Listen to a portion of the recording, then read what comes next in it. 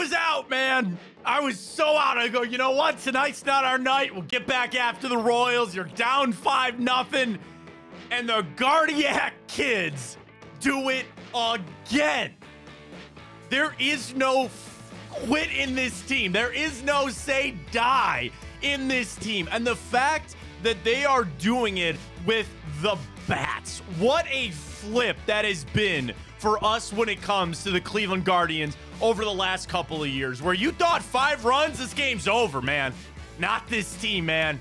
Not how they are hitting, and it continues to be unsung heroes. Yeah, you had Josh Naylor going yard yesterday. No! Ah!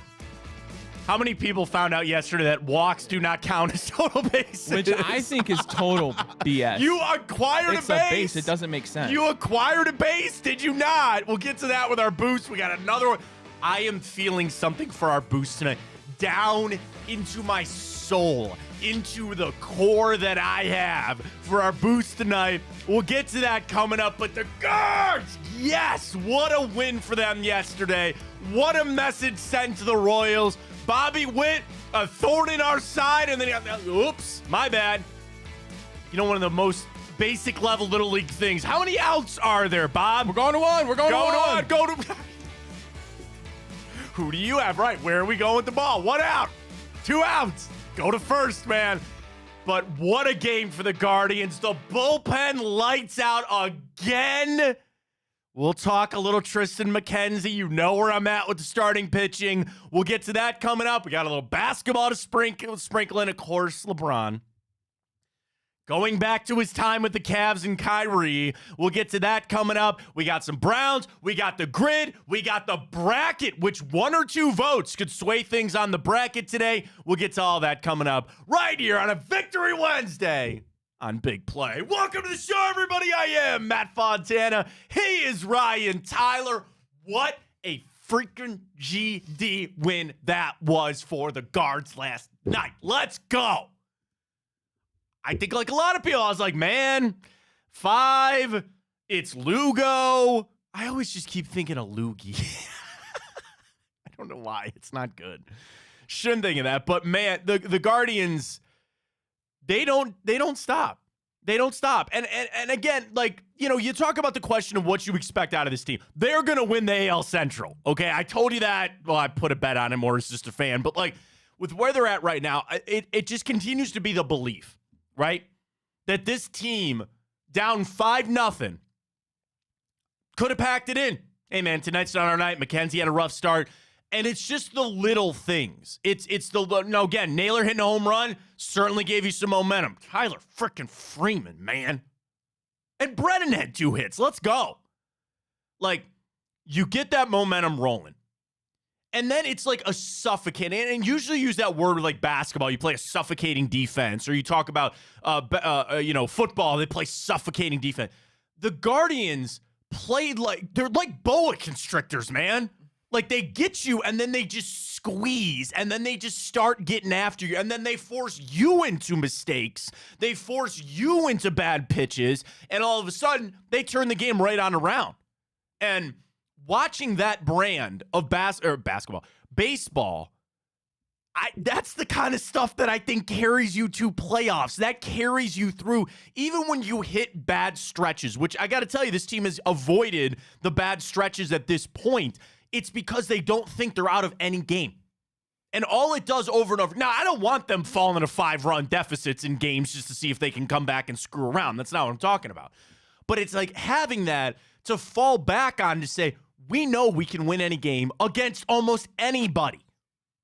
Seth Lugo, who had 1 bad start in 12 starts, 1 loss, and that was only his only bad start, and you got to him for 5 runs. 5. The only reason he didn't take the loss was you just tied the game, and they put it on that reliever. You got after the best pitcher in. That'd be my biggest message from Stephen Vogt to his team when they come in today. Guys, you got after the best pitcher in the American League. And you just didn't tag him for a couple of runs. You got him for 5 after his team was up. That is, I don't want to say that's a knockout punch, because you have so much baseball to go. And I think Hammy said on the broadcast, that was game 1 of 13 against the Royals. Why we had to wait till June to play them, I don't know. But it is that much sweeter that you were able to beat them in the fashion that you did and when you did. But that is just the message sent. I asked that for the Twins series a little while ago, and I asked it for the Royals series. Now, I want to go win tonight, and we have something special to announce for tomorrow. Let's just do it now. Tomorrow, we are not going to have our normal show from 9 to 11. Ryan, myself, and is Padone coming too? No, I don't think so. Okay, so it's you and I are going to do a live stream watching the game tomorrow at 1 o'clock. So we will not be on from 9 to 11 tomorrow. We're going to be on 1 to 3 tomorrow. And same channels. We'll be on the Big Play channel. We'll be on our own channel, presented by Tipico. We'll be doing some Nerfies. Are you going to do it? I don't know. Are you going to do it? I really want to, but I've been really good of like staying in a caloric deficit and really getting my mind Ryan wants and body to do right. tomorrow on our live stream the 999 challenge. I've just been 9 dogs, 9 beers in 9 innings. I've been so good lately. I feel like that's going to hit my body like a shockwave. Well, the other thing is I can drive you home if you need 9 beers. You can't be driving home. Yeah, absolutely not. I have to Uber. Bring an air mattress and you can just sleep in the studio. Honestly, I might as well. I mean, I've done it. We've all done it. I've considered it. I've done it many times. I've almost done it before. Yeah. Oh, yeah. So we are going to live stream tomorrow. The question is, how about 9 pops?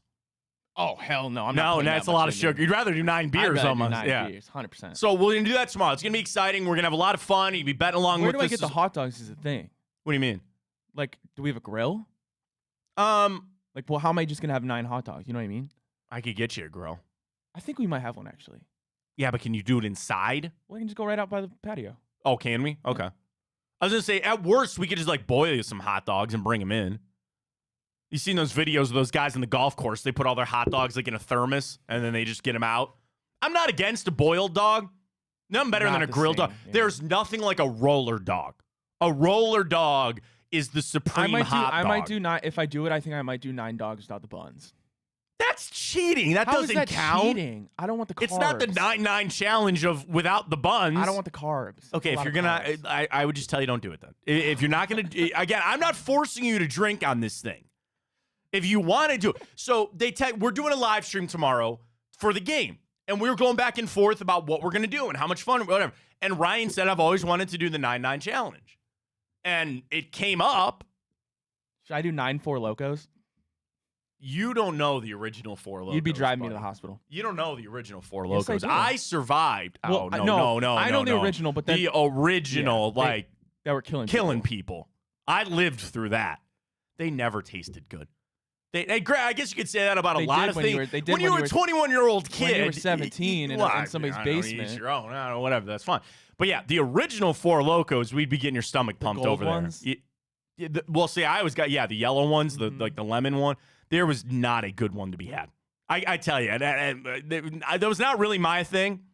I don't want to admit what I went through in college. I went through a bad Bud Light Lime phase, Ryan, where all I drank was Bud Light Lime. I think Bud Light It was Lime's delicious. Good. Yeah. It was very good. And I don't regret that time. It was a good time. It was a dark time. It was a good time, but we're through it. We came out the other side. So tomorrow we're on 1 to 3. We're going to be live during the game. It's going to be exciting. We still got a game tonight. We'll get to our boost coming up with the guards. So much of that game speaks to what this Guardians team is. Are they the most talented team? Not necessarily. Are they the highest payroll team? No. Reflog sent that out this morning. Of 40 win teams, man, there are 3. Us, the Phillies, and the Yankees.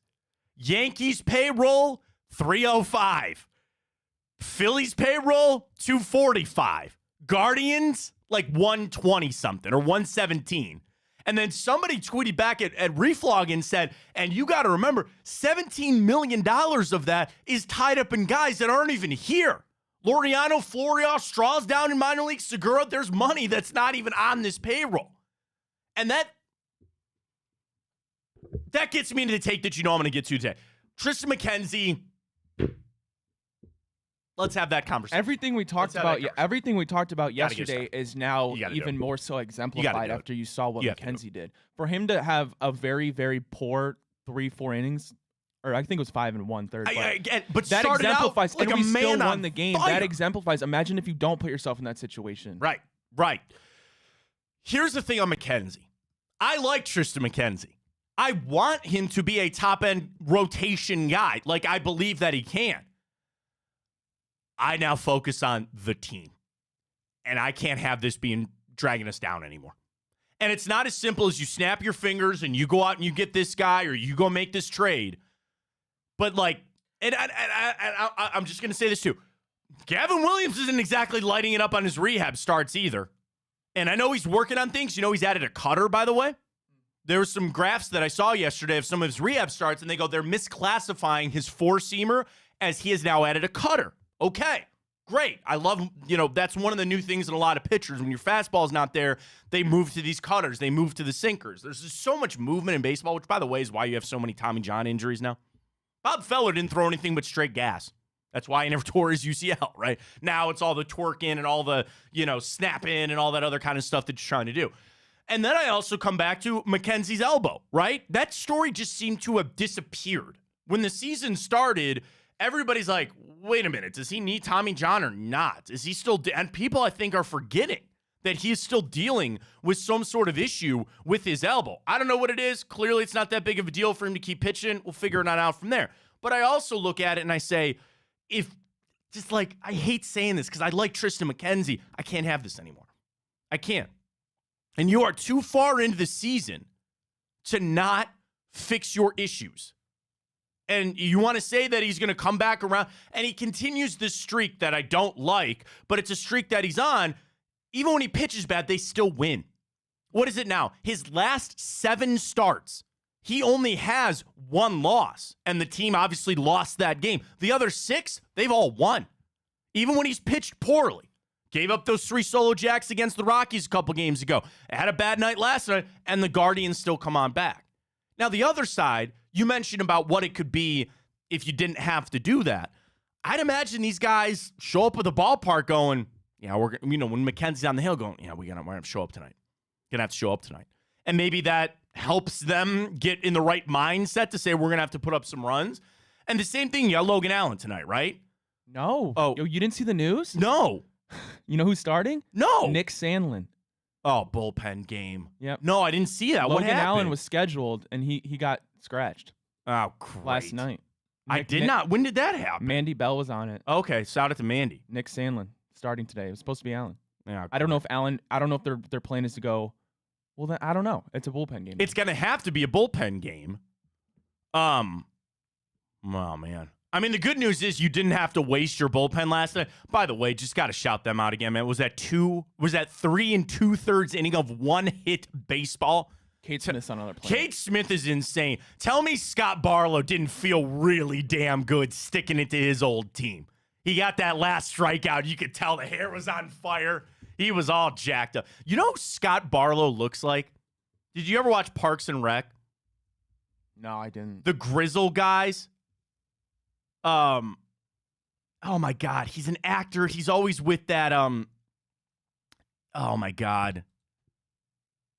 Stand by. It's going to annoy me. Not him. You're talking about, oh, I've never seen Parks and Rec, so I don't know if he's in But it's like they're two. They had a show. You ever see the one where Mike and Dave need wedding dates or whatever? Who's the actor from that? Adam Devine? Adam Devine, yes. His friend. Yeah, you're talking about from Workaholics. Yeah. He's got the hair. Blake, that guy. Yeah, does he look like Scott Barlow? That's so funny. Every time I see him, I think no, that. you're 100% Can you pull a picture up from? Yeah, pull a picture up of Scott Barlow. I think people know Scott Barlow. Pull a picture up of that actor for everybody. You're 100% right because I didn't know who you were referring to, and I just looked up. You Scott looked Barlow, at him and you go, "That's it." He was the first one that I thought. I was like, okay, if he looks like a celebrity, then that's who you're talking about. Yes, the guy. Yes, 100%. The guy from Workaholics with the hair. Blake Anderson. Yeah. Pull up a picture of him for the people, please. Oh, Blake Anderson? Yeah. I think everybody knows. Well, if you have a Scott Barlow picture, just pull that up for the people. Well, here's Scott Barlow. That's Scott Barlow. Now Google Blake Anderson. Same guy. Yeah, they do look the alike. Same guy. They do look alike. Every time I see him. And I think it's because their hair goes out. And granted, Scott Barlow's got a hat on. Every time I see him, I think he looks like that guy. 100%. Right? As soon as I saw him, and I thought of an actor that looks like him. Yeah. No, and I think that, again, that bullpen, and I've been critical of Barlow here, but you're right. Cade Smith is untouchable. Emmanuel Clase, even with a walk, which you would nibble in a little bit, and that home plate umpire, Witt was getting pissed at him and all that kind of stuff, still struck out 2. He gets out of that, his 19th save of the year, and the Guardians get that win. I don't want to sit here and say that was the best win of the year because it's so victim of the moment. You're all in this. You're excited about it. But I think it was. Like, what else? It was one of my favorite wins of the year. I mean, you're playing a divisional game where you're 4 games ahead. You're looking to expand it, and then not only do you win, you come back, you score 8 unanswered. I thought about this question, and I will leave it to you if you want to post this, because here we are on June 5th. The Guardians have a 5-game lead. Do you think they're gonna go not wire to wire, but do you think the Guardians will ever fall out of first place the rest of the year? Do you think that they're going to keep the lead in the AL Central the rest of the season? I think it's very plausible. If I was a betting man, I'd put that out? Probably say to see what the people say. It all depends. The rest of the year, do you think that they stay there? It comes down to do they meet a slump? Do they falter post All-Star?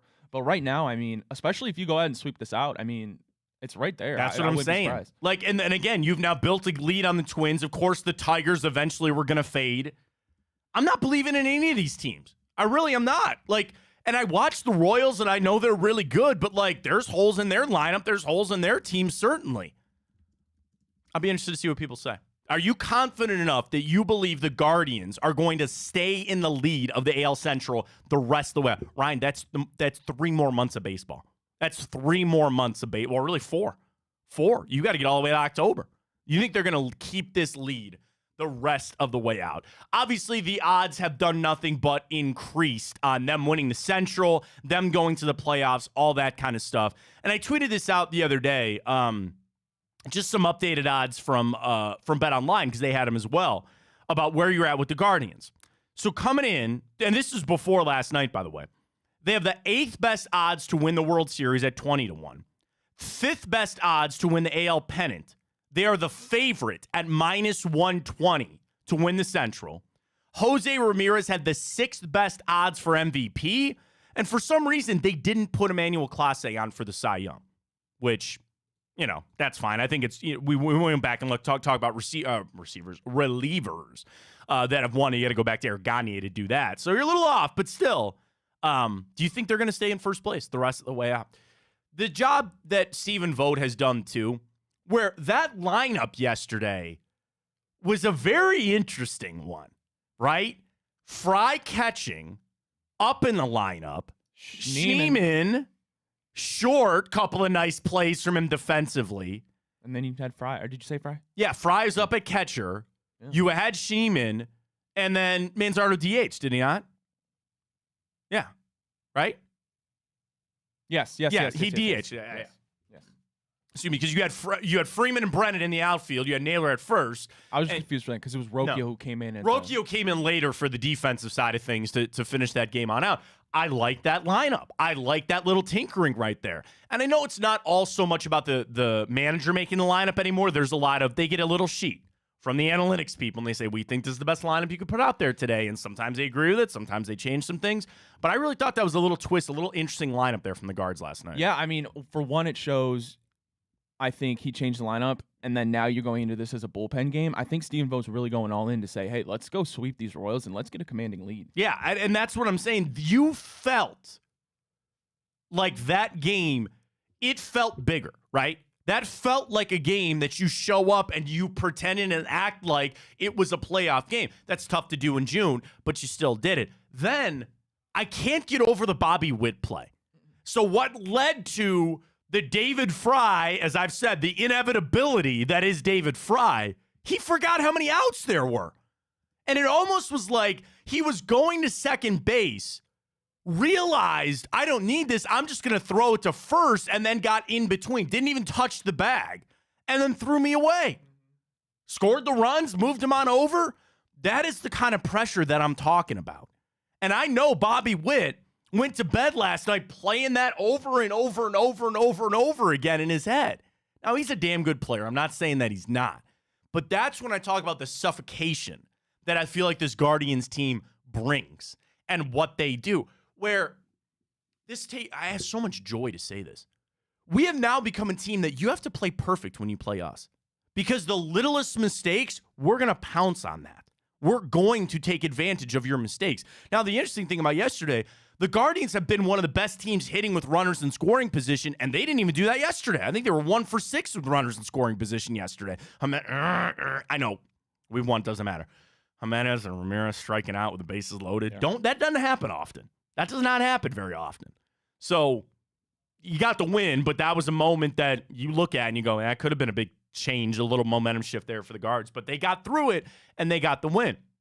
So there's so many things that they just do that I love how they play, man. It's a lot of fun. And again, that ballpark, it wasn't full by any stretch of the imagination. That's pretty good for a Tuesday night. And they're back at it tonight, and I want to keep saying, Guardians, no fees on their tickets for this series. So you want to go, you're looking for a good excuse to go, 6:40, kids are out of school, get them on down there. I'd love to, man, but our kids' bedtime's 7:30. My wife will not let that slide. It's mine too.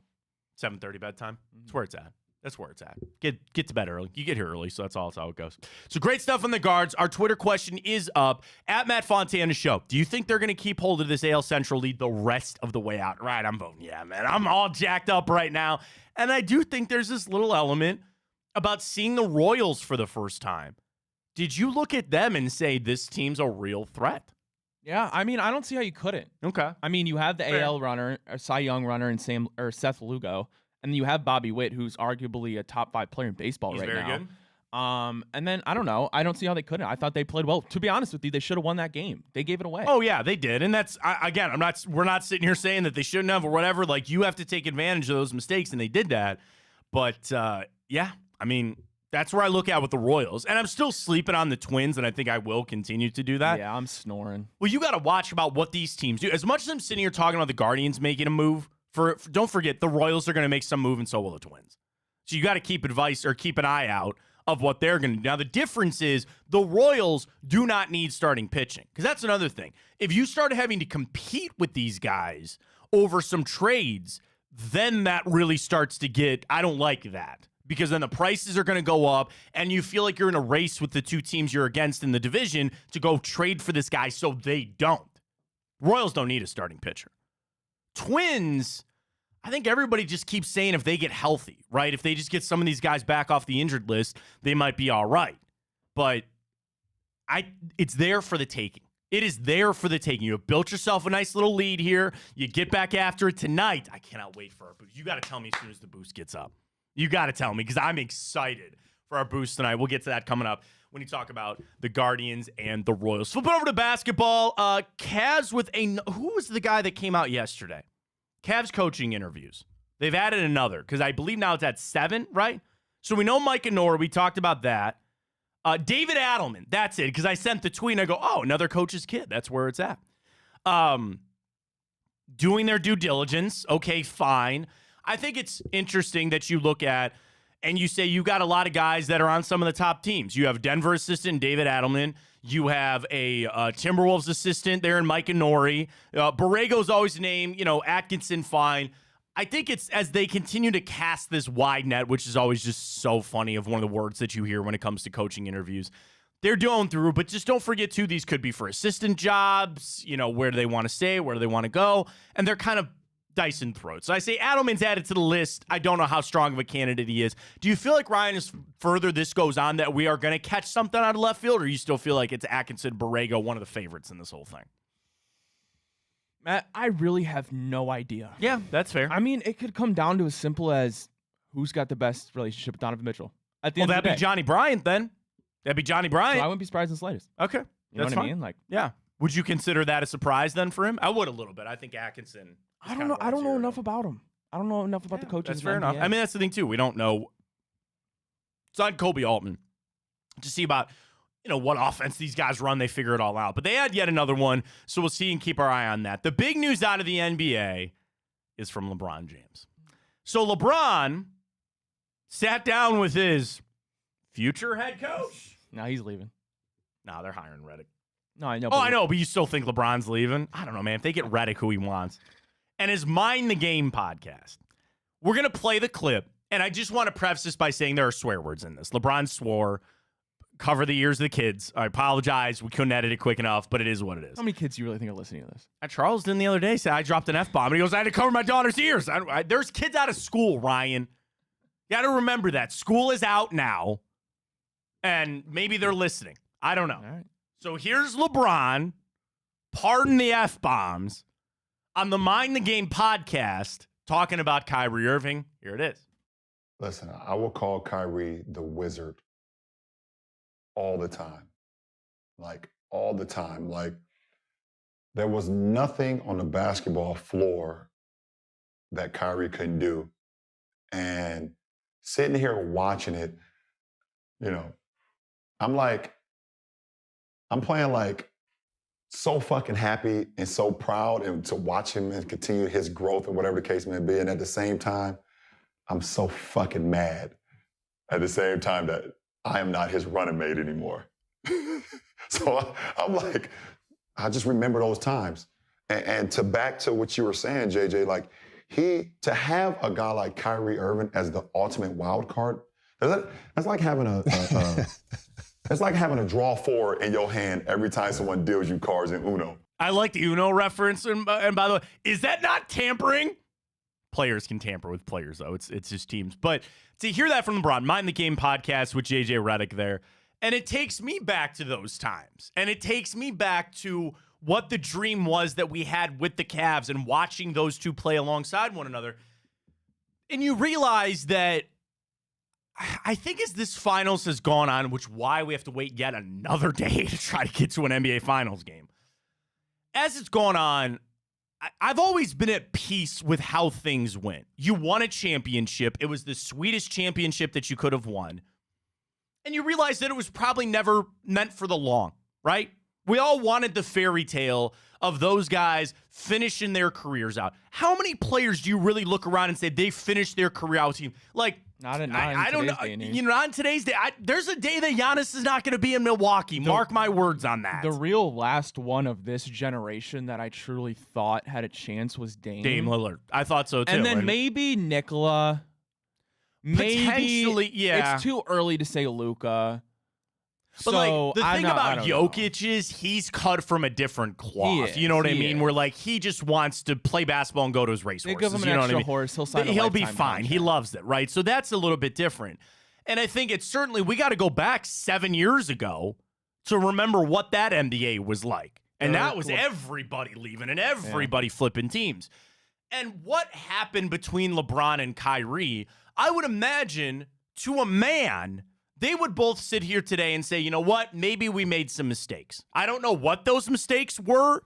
I don't know what their interpersonal relationship was.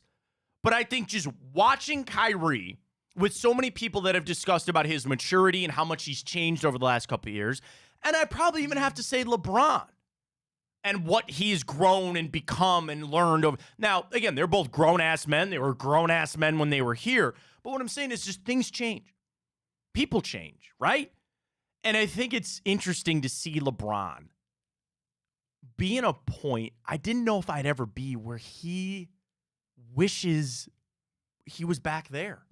Like, that was him reminiscing of wishing he was back here in Cleveland. Of course. And this, again, I come from a standpoint of, like, I never thought he's coming back. I still don't think he's coming back. But I think that tells you a little bit of maybe how bad things are with the Lakers. And where that's a shot. That's a straight up shot across the bow at the Lakers, where he's basically crying out that I don't want to be here anymore. Like, this is not the situation that I envisioned it to be. My heart yearns to be back over here, back with him. And I thought about the question of like, does that change anything for you about how you view those times with Kyrie and LeBron? And I think two things. Number one, it was so long ago. It's hard to go back and change how you feel. And number two, I just think it was inevitable that they were going to break up. They were going to leave. LeBron was going to go to LA at all time, and Kyrie was going to move on somewhere else. I always felt that. But to hear him say that kind of stuff, it actually makes me remember it. I can't, the word I'm struggling for is like, it makes me even happier about those times. You know what I mean? Like to hear LeBron basically say that we know how good Kyrie was, but it's making me add even more to their time here and think about it. But I also, it's interesting this coming out now.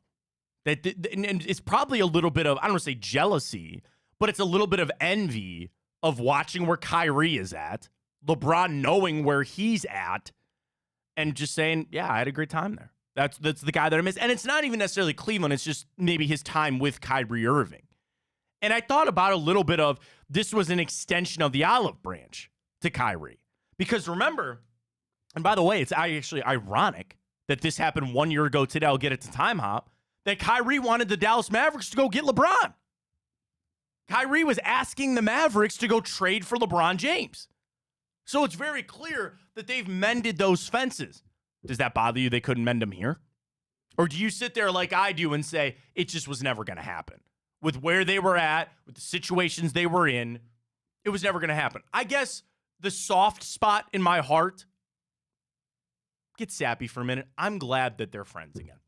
I'm glad that this came back around, I didn't want this to be somewhere they hated each other forever. And it just gives you a little bit of more fond memories of everything that happened. I'm glad they're back on, I would say speaking terms, but that's about as good as you can get from LeBron. And also, I thought about that. Is that not some of the highest praise that you've ever heard LeBron give anybody? I mean, he called him the most gifted player. That's what I'm saying. You don't hear that often from LeBron. And he's thrown flowers at Anthony Davis. He's thrown flowers at Chris Bosh before. But those are heavy comments coming from LeBron, who is the greatest basketball player of all time. To say that about Kyrie Irving, that was something that I was like, all right. I thought that was really interesting. I thought that was great to hear from him. Yeah, I mean, I think I'm not reading too much into it, but it's not like he's saying, oh, I miss playing with Tristan Thompson or, I mean, at the end of the day, Kyrie, maybe Anthony Davis is the best teammate I think LeBron's ever had, maybe D-Wade. I'd say those three hands down. Right. And then also, obviously, Kyrie's in the news cycle because he's going to the finals. LeBron wants those clicks for the podcast, maybe, I don't know. But at the end of the day, I mean, yeah, at the time in think about that, and I really should have in today's day and age. That's what I'm saying, dude. It's all about clicks. But anyway, I mean, yeah, but of course, I mean, they're older. Kyrie was such a young kid when he was here. Leaves Cleveland, goes through probably a really bad situation in Boston, not so great in Brooklyn, and finally finds, I feel like it seems like a place he likes to play and matches up well with in Luka in Dallas, and he's having success. I mean, the thing is, LeBron's perfect complement is Kyrie Irving. Not just a point guard, his perfect complement is Kyrie Irving. And I think some of that stuff, you can't understand that until you don't have it, right? You don't understand that what your perfect complement was at until you don't have it anymore. And what is the one thing the Lakers are void of right now? Good guard play. They don't have that. And I just think it's also a little element of LeBron being in the twilight of his career and being near the end, and you reminisce. You look back on it. And you think about things and what you had and what you did, and how it all played out. You're not wrong on the clicks, though. I didn't think about that. That's a good point. Actually, a really, really good point. I'm telling you, dude. It's the first thing I thought. Can they keep doing the podcast if JJ Redick gets that? No, I say if. When JJ Redick gets that job, can they keep doing that podcast? I tell them to shut it down. And that's a bad idea, man. I mean, they'll probably tell them not to, but I think legally, yeah. I'm sure, but you slip and say something, you talk about a strategy. No, I wouldn't want my head coach on a podcast. That's what I'm saying. I don't think any team. Could you imagine Pop? Could you imagine Greg Popovich on a podcast? I'd listen to that. I mean, all I would day. imagine the Lakers front office is like, hey, JJ, we want you as a coach, but you're cutting the media time. Well, the other side of it is that could be a great moneymaker for them. And that could be something do you think they would sit down and say, this is a non-negotiable thing? Where JJ goes, I'm giving up all my other media, which I understand, but I want to keep doing this podcast with Bron. And the other thing, it's not live, correct? Probably not. No way. So then they could tape these and go, yeah, true. Cut that out. Don't put that in. All that other kind of stuff. I just wondered about that because it is, I mean, the reports are they're zeroing in on JJ Redick. It's always going to be JJ Redick. And that's good for the Cavs. You want that to be status quo over there. Get him hired, and then you have the pick of the litter from everybody else that's ready to go. I was never in on Redick. I just think that's such a swing on a guy that's never done it before. Now, I'm not talking about never really even been on a sideline before as a coach.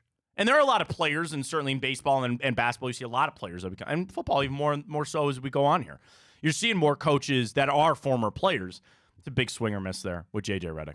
I wonder if this, I just kind of thought of this. I wonder if the Lakers hiring JJ Redick in their back of their mind, a big part of that is because they're assuming and think that LeBron's coming back, and maybe it won't be a full. Like, he'll have LeBron. I mean, is that any different? I mean, there's more. The stakes are higher for LeBron versus Donovan Mitchell because it's the same thing that we're dealing with here, right? And there's reports out there, the sky is blue. They're going to hire a coach before they offer their contract extension to Donovan Mitchell, talking about the Cavs, right? Of course you would. But LeBron is a straight-up free agent. If he chooses, he will be. He's going to decline that player option and re-sign. So there's an inherent pressure on the Lakers. Now, what I've said about the Cavs hire is you listen to Donovan Mitchell and go ahead and make that hire, because even if he leaves, I still think that's a really okay hire. You know what I mean? Like, you're in a different spot than the Lakers. The Lakers hire a guy for LeBron and he leaves, that's a different ball of wax. You get what I'm saying there? Like, they're going to fire that guy in 3 months. He'll be out of there because it's L.A. Cleveland, I think, can make it work with multiple coaches. And that's one thing I do want to say about the coaching search. Don't ever get trapped into that there really is only one guy for this job. You can win with multiple different. It's like a draft pick too, right? You think like, we got to take this quarterback. No, you could work with different types of quarterbacks. It's the same thing with a head coach. I think you could work with any of these guys. I don't know much about, I always want to say Rick Adelman, David Adelman, whatever his name is.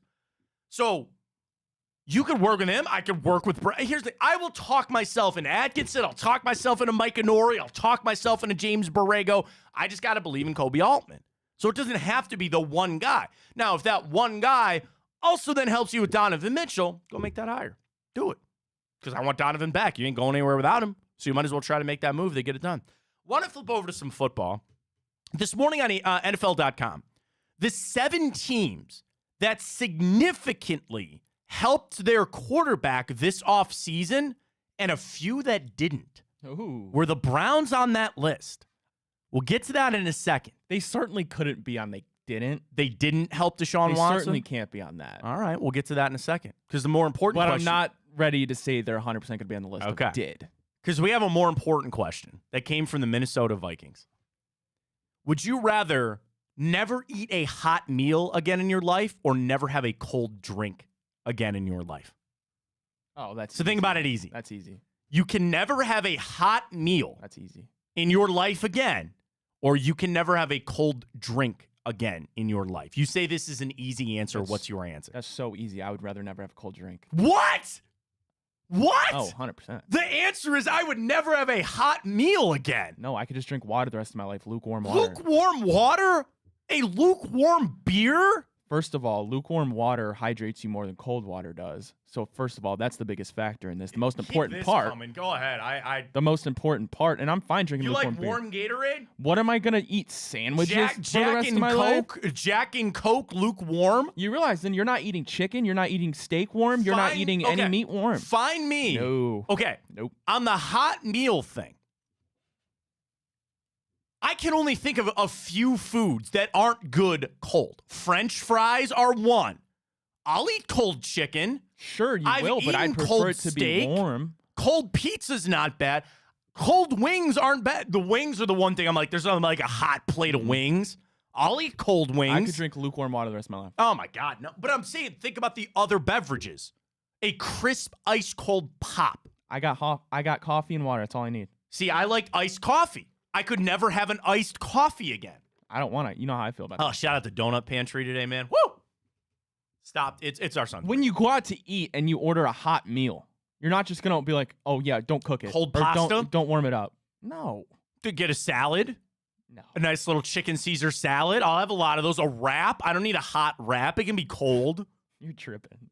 Oh, I thought easily this answer is to never have a hot meal again. No. So again, the question is, if you could never eat a hot meal from mom that's nice and warm out of the oven. The favorite thing, my mom, and I'm saying if I'm somehow on death row, and I hope to never be there, and they're like, what about stroganoff? My mom makes the best beef stroganoff, and I would eat it cold. I've eaten it cold before. It's fine. You're gonna cook something frozen, and then let it just cool down till you eat it. Well, now you're getting into the nuance of cooking. I will just eat it cold. That's fine.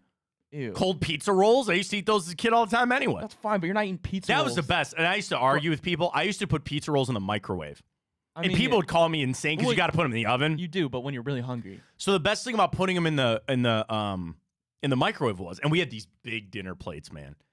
And my parents, 5 boys, me and my 4 brothers. There were a lot of bean burritos in that house. There was a lot of pizza roll. And my poor mother, no matter what she would make for dinner, she knew 2 people weren't going to eat in that house. So she could make, and she made great dinners. I just, well done, Mom. And no matter what that poor lady made, there's always 2 people that she would. So again, and eventually as we got older, it got to the point where she would go, then you're going to have to make something for yourself. But always, for some reason, 2 of my brothers got away with my mom making them dinner, but that's all right. I'm not going to name names here. So pizza rolls, I would put them in this giant honking dinner plate. Yeah. And the best thing about the microwave was the outer rim was scorched earth lava, but the inside were still a little cold. So you could start eating at the inside, and by the time you got to the outside, burning lava, which are the best pizza rolls, they were a little cool and they wouldn't nuke your mouth. You'd get so sick of only cold food so fast. This should have been our 2 for Tuesday. Well, we're stealing it from the Vikings. My buddy texted me this morning in our group chat. Well, yeah, you want to know some of the responses in the group chat? Here, I'm going to the group chat here. Because already, like, in the comments, like, John Wick is saying I'm crazy, but Charles is saying John Wick's the one that's but Charles is saying you're crazy and I'm right. So clearly this is a divided question. So everything lukewarm, like a warm drink, or a very cold meal, and we were debating that. You're tripping on that one. Yeah. All right, I hear my buddy Caleb. He goes, a hot meal is great, but a cold meal is fine. A hot warm drink sounds like the worst. If I'm a warm drink, that sounds like the worst thing. I'm talking about a warm beer. That sounds disgusting. But I'm saying it doesn't have to be. It could be lukewarm. Like, it doesn't have to be hot. No, but still, again, good. You come in you're outside working all day, and you come in, you're like, man, nope. You get a warm Gatorade. You get a warm red Gatorade. Ugh. You get a lukewarm. It doesn't have to be. I'm assuming it doesn't have to be like hot, like it's sat in the sun. What about and just talking about the alcoholic side of things? What about some of your Jack and Cokes, your mixed drinks? There, you can never have. I could take it neat. Margarita. I could take it neat. You never get a margarita again. That's fine. You never get a daiquiri again. That's fine. You go down to Cancun. That's fine. No electric lemonades, buddy. That's fine. No Miami Vice for you. It's fine. I get hot, warm food. I'd rather have that. Could you imagine sitting on a beach and going, man, I can't wait to drink this lukewarm beer over here? Could you imagine having to eat steak, chicken, pizza, anything steak cold is not that bad. For the rest of your life, you can never have a warm steak. You're okay, here's a baked potato, a warm baked potato. Yeah, see, potatoes are like, okay, that is the one thing. You can never have good French fries again. Ooh. French fries, even reheated, are just trash. You need French fries. Oh my God, I never thought about mozzarella sticks. Yeah, I'm thinking about all the appetizers. Mozz sticks, fried pickles, fried zucchini. You're not eating wings cold. You're not. No, I've eaten wings cold all the time. Sure, but if you have they're fine. No, yeah, I mean, there's nothing like a crisp, and especially crisp, warm wings are where it's at. But you could never go to a restaurant and order a hot meal. So the Vikings asked this of their team. So this was one of the questions, this is one of the trends in social media where they get the players walking out on the field. They had 31 of their players vote. It was 23-8. They're on your side. They would never have a cold drink again. Of course. I don't think so, man. Of course. And these are athletes who need water. Yeah, and again, they get off, they get a nice cold Gatorade. I just, the way, and again, I think so much of just like chocolate milk. Milkshake. Can never have that again. Fine. I'll be healthier for it. I mean, yeah, it's not true, or that's not true. You're right. I'm just thinking of a food. I got lukewarm water right here. I'm thinking, and I got a nice ice cold coffee over here, which is just delicious. I'm really trying to grasp. So you can have the food, the hot food that I would say I can't live without. I can't come up with one. I'll eat steak cold. I'll eat wings. The French fries are the only thing I can think of. I see your point. The only thing. It's just what you value more. Right. Personally. Right. And like pasta, you can eat cold pasta. I've eaten cold lasagna before. Nothing wrong with that. Yeah, I mean, you can eat it, but it's certainly not as good. Yeah, I guess. Yeah, again, like a prime rib, a steak. A warm piece of apple pie. Come on. Yeah, I don't ever heat up the apple pie. A cold apple pie is good too. Cold pie is delicious. Whipped cream on that. I'm interested to see. We're stealing that from the Vikings. I like it. I thought that was a really interesting question. I mean, yeah, that is a good question. You can never have clearly a hot meal or a cold drink again. Which one would you rather have? You can never have a hot. I'm saying I would never have a hot meal again. Ryan said he'd give up cold drinks for the rest of his life. Facts, Angelo. So he says, Matt, you're good with a cold burger the rest of your life. That's facts. I've eaten a lot of cold burgers, sure. Come on. And again, it's like, yes, you would prefer it hot off the griddle. Charles, that's my exact point. He says you'd get so sick of cold food all the time. You'd get so sick of it. But I would never get sick of lukewarm water. Never. See, but again, there's going to be that time where a thirst. When you're just like, man, I could go for an ice cold. It would be better in the moment, but this hydrates you more than cold water does. Lukewarm does. But I'm talking about the refreshingness. Sure, I get it. No, I get your point. It's well taken. And I understand where your point is. How often am I drinking margaritas? I don't go to Cancun every weekend to sit on a beach and sit there and drink cold beer. But I guess just when it hits, it hits. And I will fully admit, and you and I differ on this, we start with iced versus hot coffee. Yeah. Ryan only drinks hot coffee. I much prefer iced coffee. So I don't like that, and probably with where I'm at in life of not sleeping a lot with kids, like I cannot. I wake up every morning and I go, I need my coffee. I need my iced coffee right now. Imagine you get home from a day of work and your wife's like, Matt, I made you your favorite meal. You're like, oh, thanks. I'm just going to wait an hour till it gets cold. Cold tacos? No. I get your point. I get 100% with where you're at. But I would give up hot meals. Does this count like you could never put hot sauce on anything then? No. I think it's temperature, not like, all right. What's the, oh my God. Scoville? The Scoville, yes. With the ghost peppers and all the hot pepper and stuff like that. No. We're talking about like the temperature of what you are cooking. That's a great question. Yeah, I'm trying to come to your side. I'm really trying to think about a meal that I would like. For me, that's it's just the biggest thing is I could live with lukewarm water. We got a lot of life and even to live, beer, man. and I have my coffee, and then I couldn't fathom only eating cold the rest of my life. I'd get so sick of it. I picture going to Red Lobster because they're But imagine a nice warm pizza right out of the oven. That's never going in your mouth. Do you want to know one of the best pizzas that I ever had in my life is on a beach in Cancun? So my uncle won a trip to go for his work, and he took me with him. So we're at one of those all-inclusive resorts, right? Bro, they had one of those pizza ovens built, and I didn't understand the first day. There was a line of people standing over by it. I was like, what are they doing? And they go, oh, they'll make you pizzas. It doesn't open until 11 o'clock, and people are lining up at 10:30. You get in line. All you do is point out the toppings.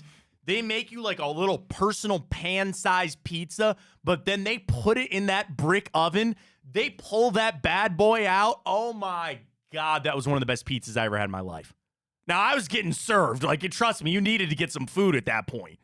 But, man, that was a good pizza. Do you eat eggs? Because I couldn't imagine those cold. I've eaten cold eggs before, sure. But they're horrible. I wouldn't say I eat a lot of eggs. I like eggs. But, yeah, cold doesn't really bother me. Can't have a bagel. Cold bagel. Yeah.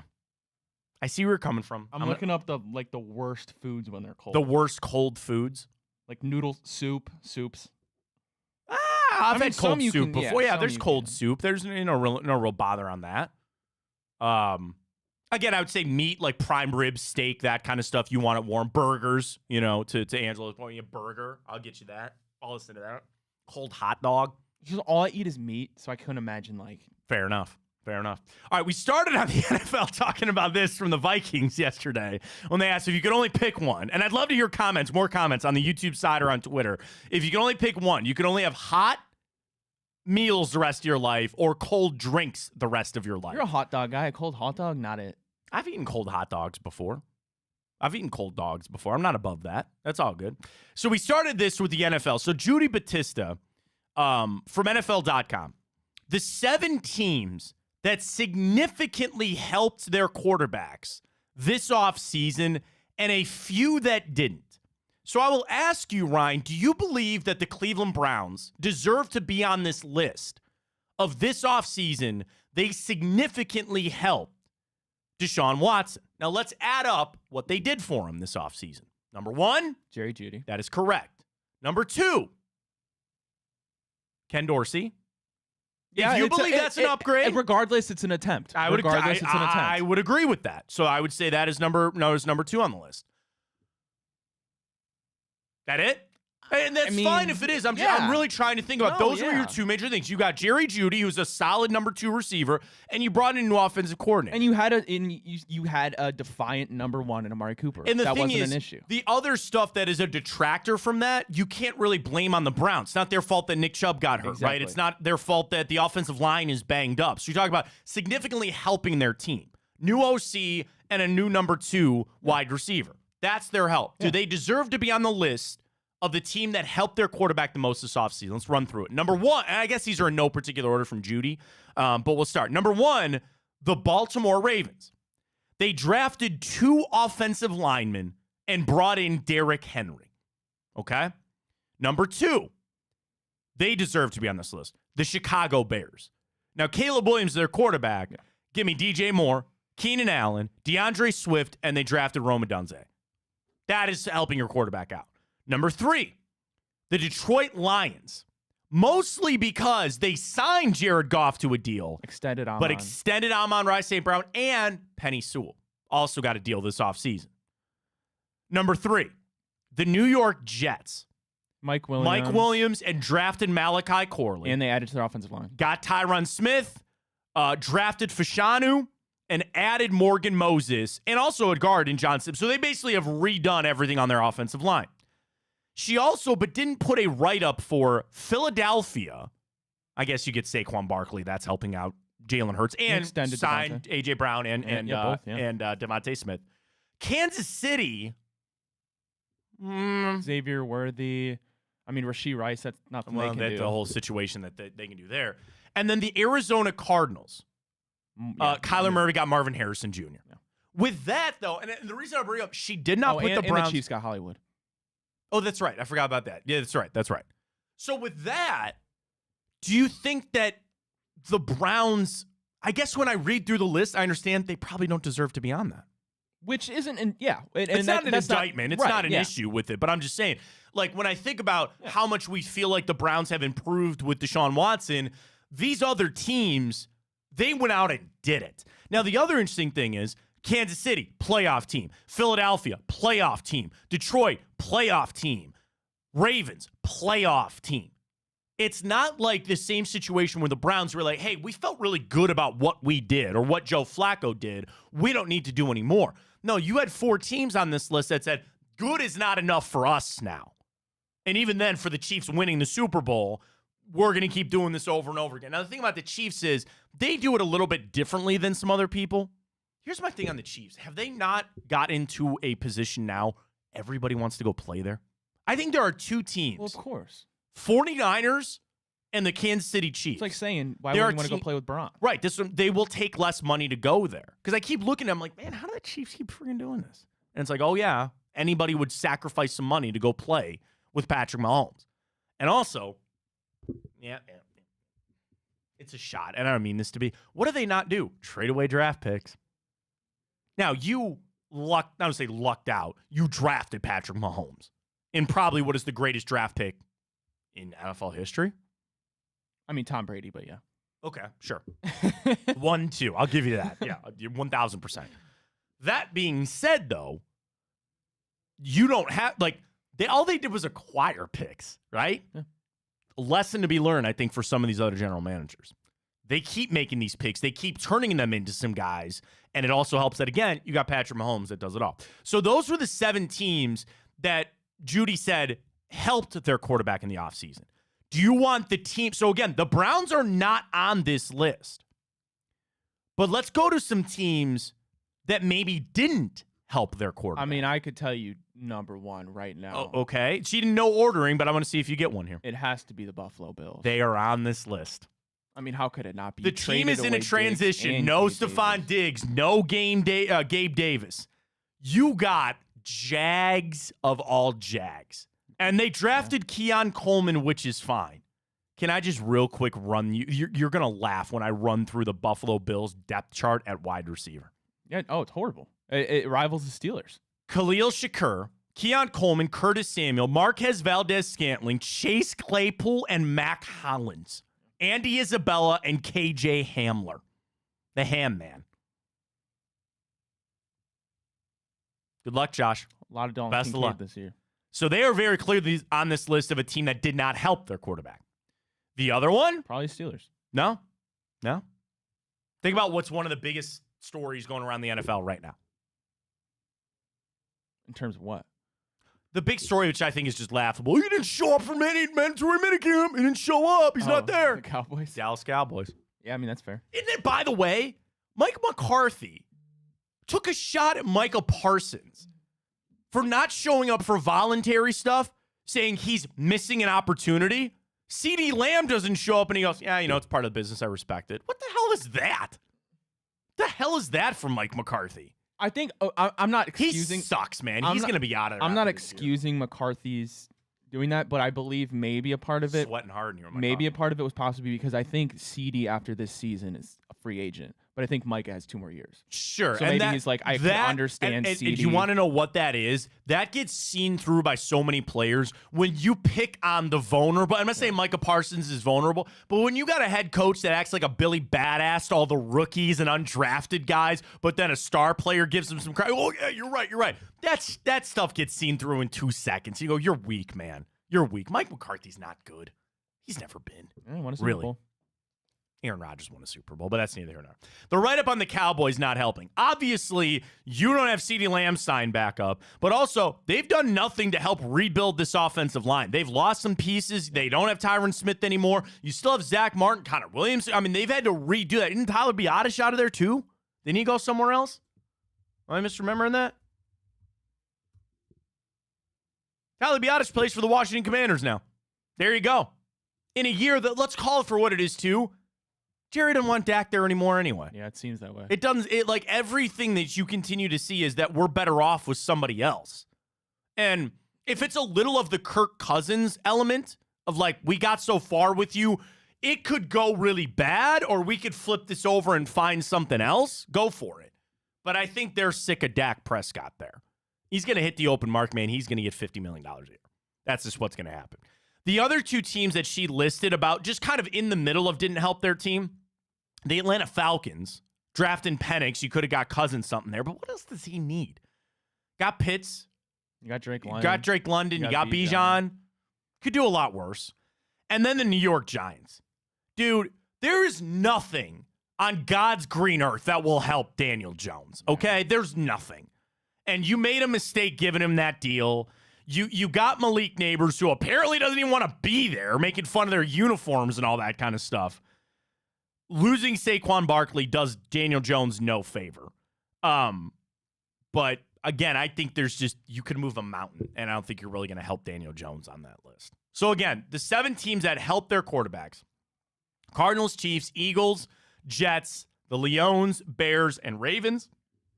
Teams that really were kind of in the middle, didn't help nor hurt: Atlanta and New York, and 2 teams that certainly didn't help their quarterback: Buffalo and Dallas. Anybody else? Yeah, anybody else? I'm surprised they didn't include the Texans on they did help CJ Stroud. Oh, yes. You get brought Stephon in Joe Diggs. Mixon. Yes. You got Stephon Diggs. Extended Nico Collins. Yeah.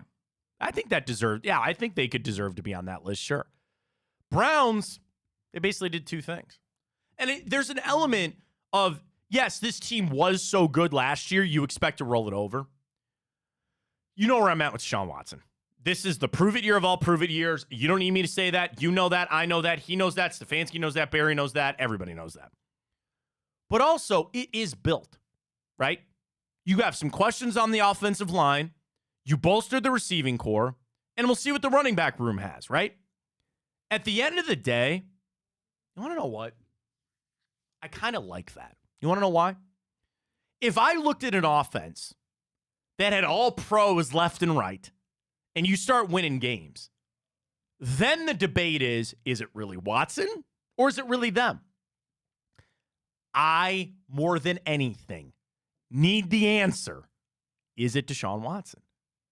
So I'd actually kind of take it being a little less. And again, David Njoku is very good. Amari Cooper, very good. I think Jerry Jeudy is going to be very good. Offensive line, we'll see how it goes. I want to see Deshaun Watson in a vacuum.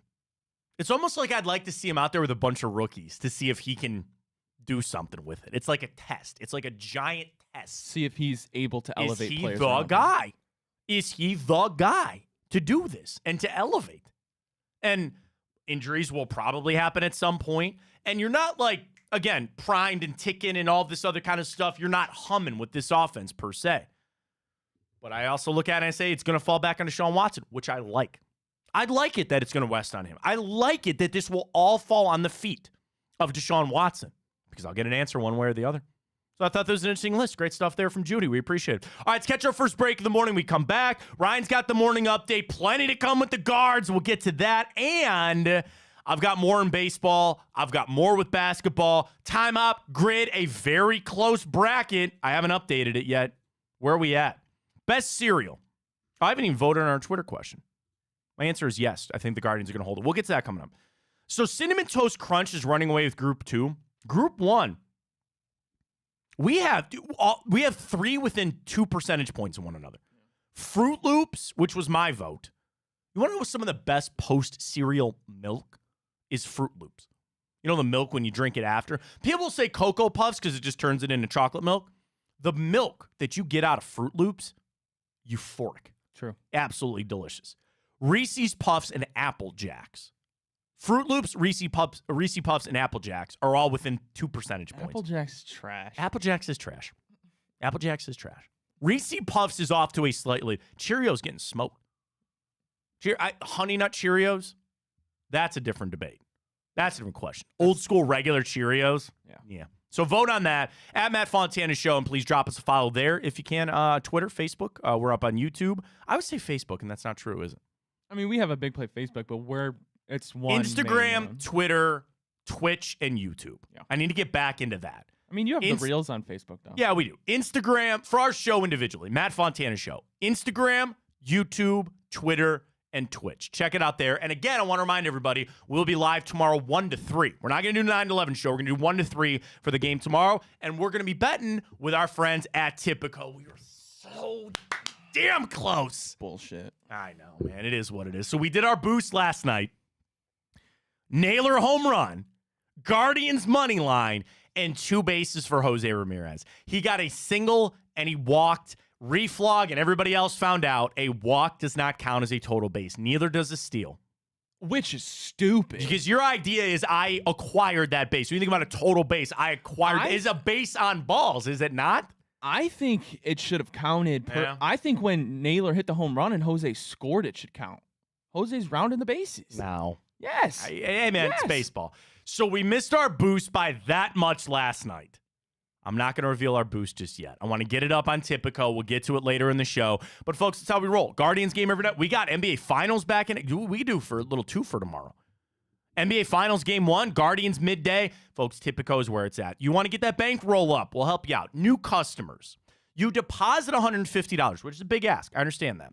But with code Fontana150, you will have your $150 in there. But then you will also get 2 $75 protected bets. And you can build that bankroll, bet responsibly. If you have a gambling problem, please call 1-800-GAMBLER. But then you're off to the races on the boost. You got golf. I got to make my golf picks this weekend on Tipico. I ran through a few yesterday. I kind of like, this is just for the Memorial. I still like Shane Lowry this weekend. The guy's been playing good golf. And is he not a past Memorial champion? Couldn't tell you. The Memorial. Jack's place down in Muirfield. And did you know, too, by the way, that that's a tournament that a lot of the top players said, we will go to that forever because it's Jack. It's Jack. Arnie, when his tournament was going on, and Jack's, they don't skip it. Tiger made it a point to never miss it. Winners, Hovland, Horschel, Cantlay, Rahm, Cantlay again, DeChambeau, Duffner back in 17. I kind of like Shane Lowry. So again, get on Tipico, get your bets going. Tiger won that tournament 5 times. Do you know that insane stat about Tiger? That if you just took his wins from, I think, Ohio with the Memorial and the Bridgestone, Florida, and I think California, he's still top 10 all-time in wins from just 4 states. That's insane. Memorials this weekend. And do what I do, folks. Do a couple of bucks. I bet no more than, no joke, $3 on any guy. And it's fun to watch the tournament. I always text my dad, and I go, Dad, who you like for this weekend? I do it for the NASCAR races. It's all there with Tipico. I love betting with him.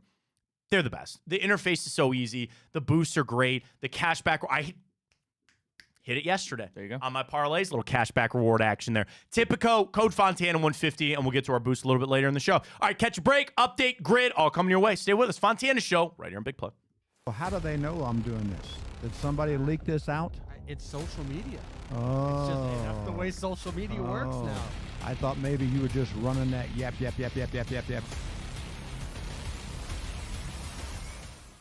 Welcome to Big Play, a sports media team that started back in 2014, and now we're not in a garage.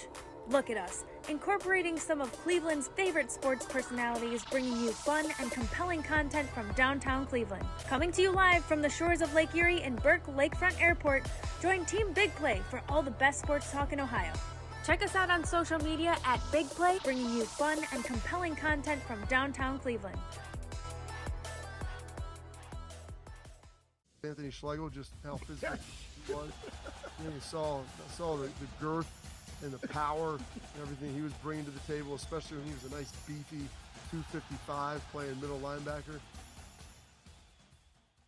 We were called soft last year. You don't want to be soft, especially when you come to the playoffs. So that's going to be a process throughout this season of establishing us as a harder team here in the How does an Ohioan build the perfect parlay? Who's got something? Big guys looking for long odds. The kids in Columbus are covering better than anyone, and at even odds. If it's even, I'm leaving. Listen, our championship DVD starts today, all right? Dude, I just got an invite to a Cincy playoff watch party. Shut up. Cincy, State, Cleveland, the perfect parlay. I'm a genius. For the best odds on Ohio sports, bet with your cojones. It is Spanish, dummy. Bet with Typical Sportsbook. I don't buy into this nonsense, this conspiracy nonsense that he's got his money and he's dogging it. That's ridiculous.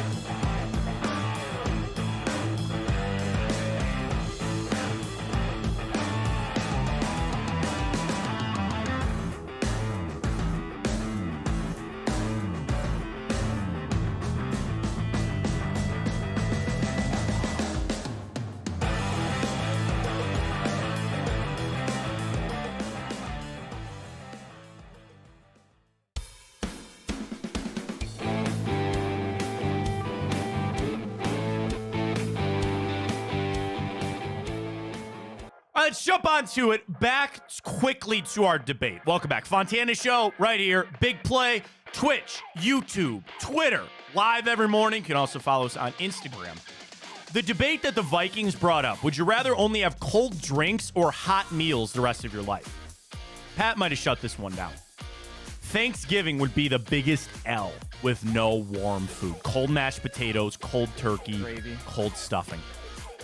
Cold stuffing. God, I love stuffing. Stuffing is so good. Danny and I used to have this raging debate where he said stuffing is overrated. And I said, you wash your mouth out. Yeah.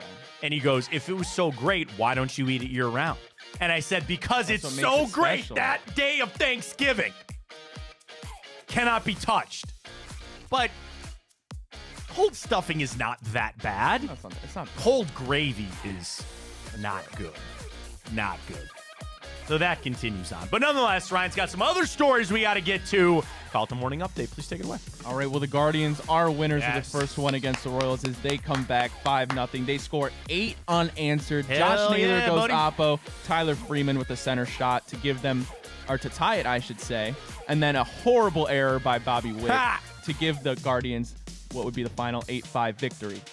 He thought there was one out. It was actually 2. Tried to tag second base, didn't, and then got caught in between. Threw it away at first. Guardians score a couple runs. Was it not the Magic Man, David Fry?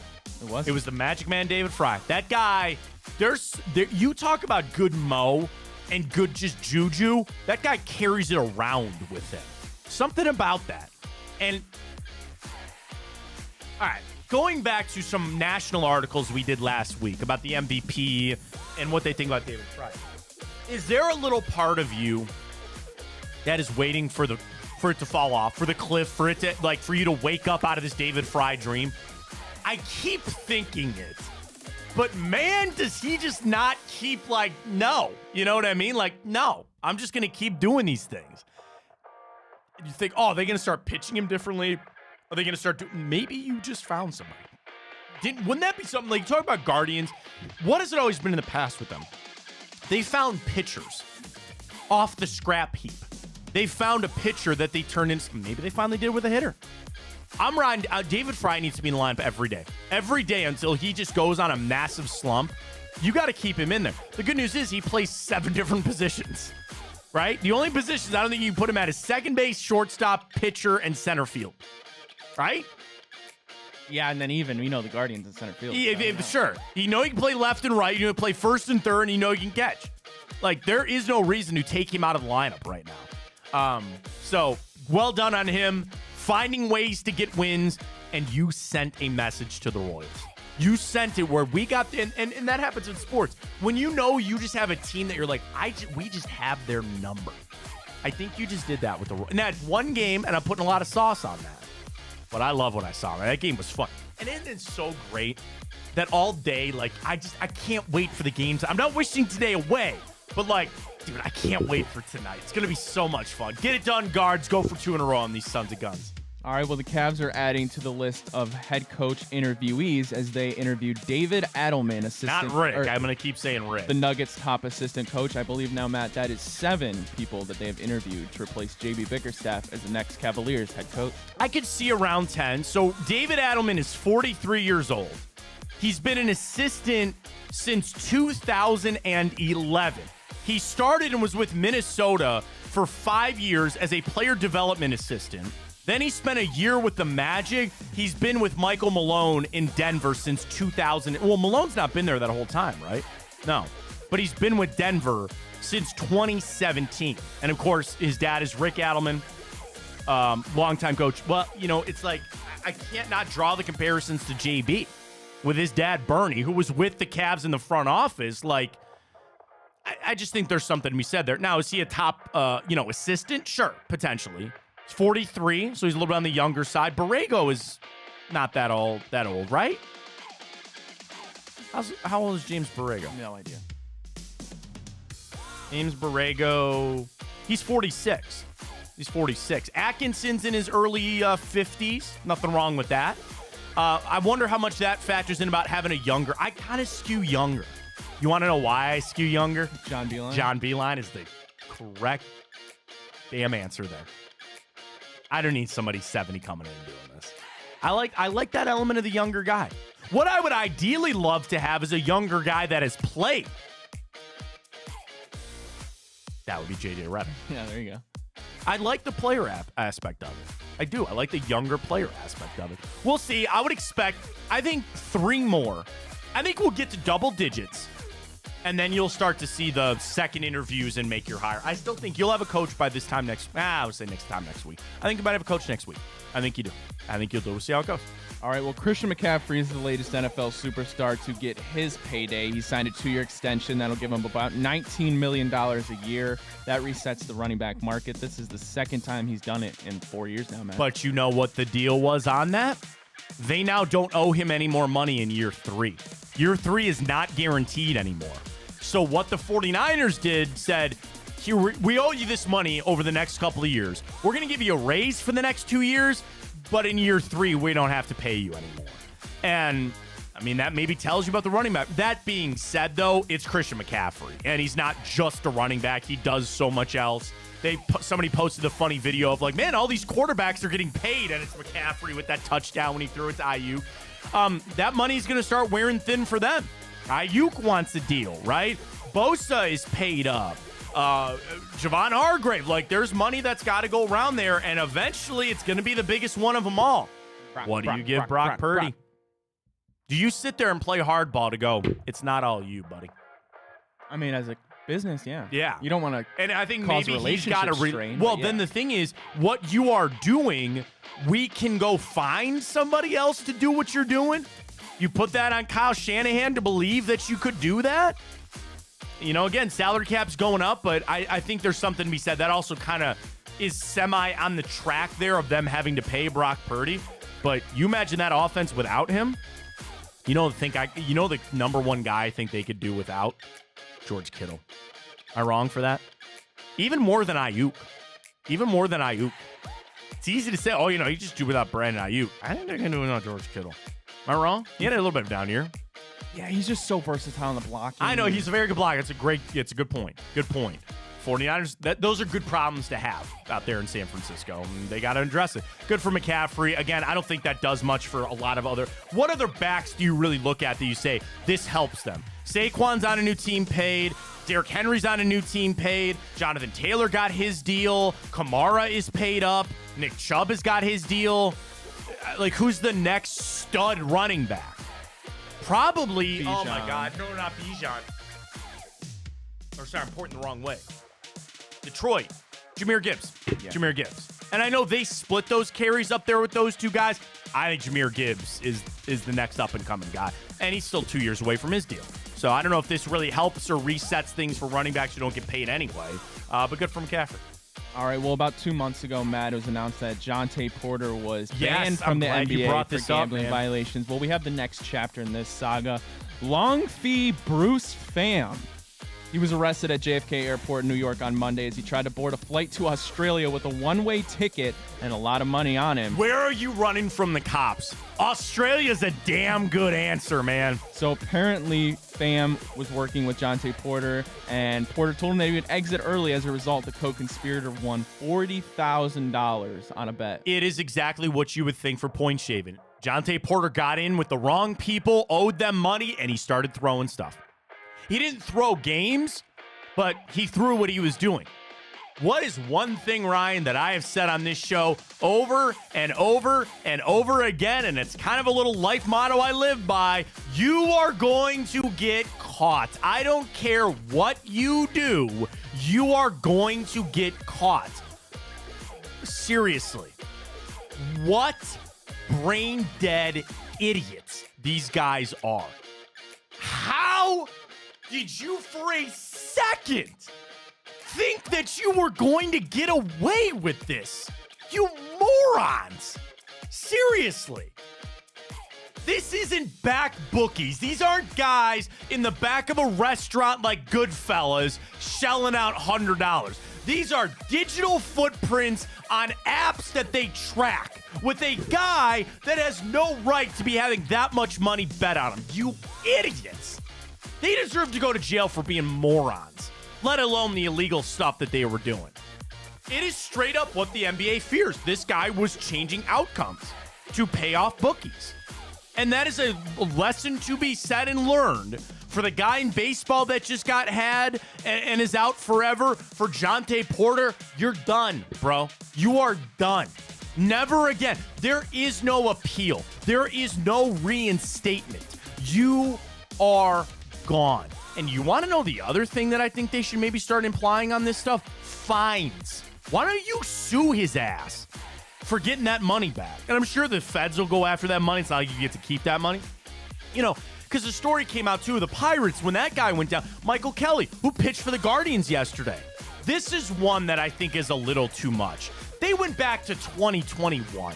And he placed $20 bet. He's going to lose a season of his career for $90. That's what he bet 3 years ago. All right, that is a little much. And he never bet on his own games. But you got to realize what Jonte Porter did is the cardinal sin of it all. There is no reinstatement. There is no appeal process. You're gone, man. You're done. And you need to resend this message to a lot of these players. Do you really want to give up that money? $40,000 is what he was in debt for. He was making hundreds of thousands, even as a G League player. Send that message, man. What idiots. Seriously. Him and his bookies. You are going to get caught. It is impossible for you not.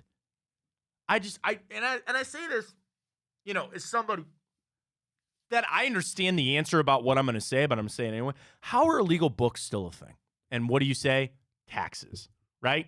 When you pull that money out, they're going to come knocking. Hey, man, did you take your tax hit on that? When you're doing cash transactions with a guy out back of a pizza parlor, ain't nobody know about that, right? I get it. I understand the answer to that. But the fact that they were even doing it on digital, I can't say, what idiots. Seriously, what morons. Send them to jail. Get them away. Straight to jail. Straight to jail. Not visiting. Well, we go to jail sometimes here on the Immaculate Grid. They send us to jail. Imagine if we had to do this grid to get out of jail, Ryan. Well, let's try and get out. Let's do that today. Send it back in. We hit it yesterday. We had such a flub on Monday. That was my fault. We're back on it. New to the show. We got to go up and down, left and right. Players had to played for a game in one of these teams and 50 career sacks. Go. You mean Michael Strahan for the Giants? Sure.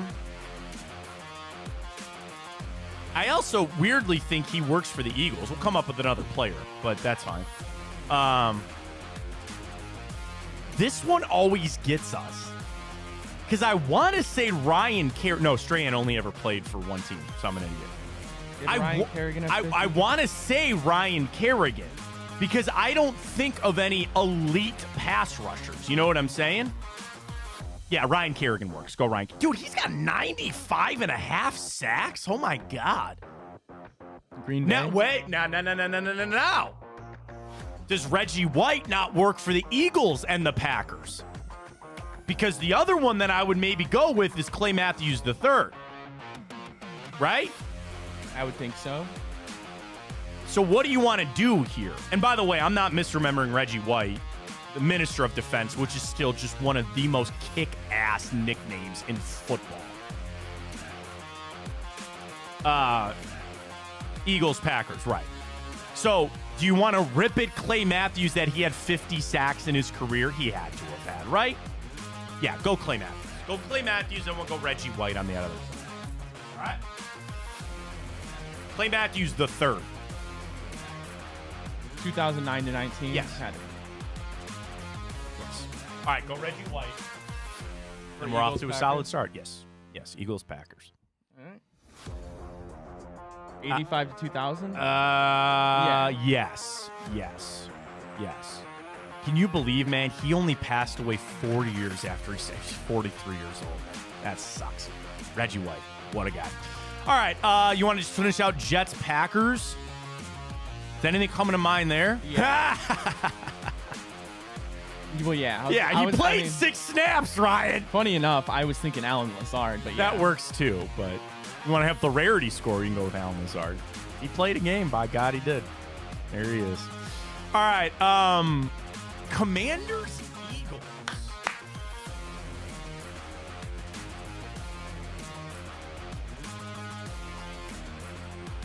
Commanders, Eagles, something is speaking to me. Did Deshaun Jackson play for the Commanders? I think he did. I think he did. Let it rip. I think he did. God. I feel pretty good about that. I always missed like a middle one. No. He did. Yeah. No. You're good. There's no way it's not. Yeah. Okay. Good. All right. Good. Jets, Washington. Is that not Ryan Fitzpatrick? Sounds. Is that not Ryan Fitzpatrick? Sounds good. Go. Let's do it. I need to stop Googling. I'm not doing it truthfully here. Fitzpatrick. Okay. All right. Giants. Jets, Giants. Did Brandon Marshall not play for both? Am I totally making that up? Oh, no. You don't even need to do him because you know who played for both was Leonard Williams. Remember? He just literally flipped across the two, and now he's in Seattle.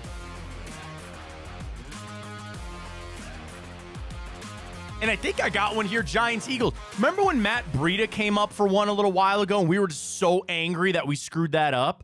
Did he play for Philly? I don't know. I mean, I know he played for New York. I know he played for New York. But let's see if we can think of anything else. Okay.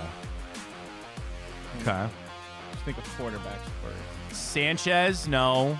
I know he played in Philly. I don't think he played for the Giants. Colt McCoy never played for Philly. He was in New York.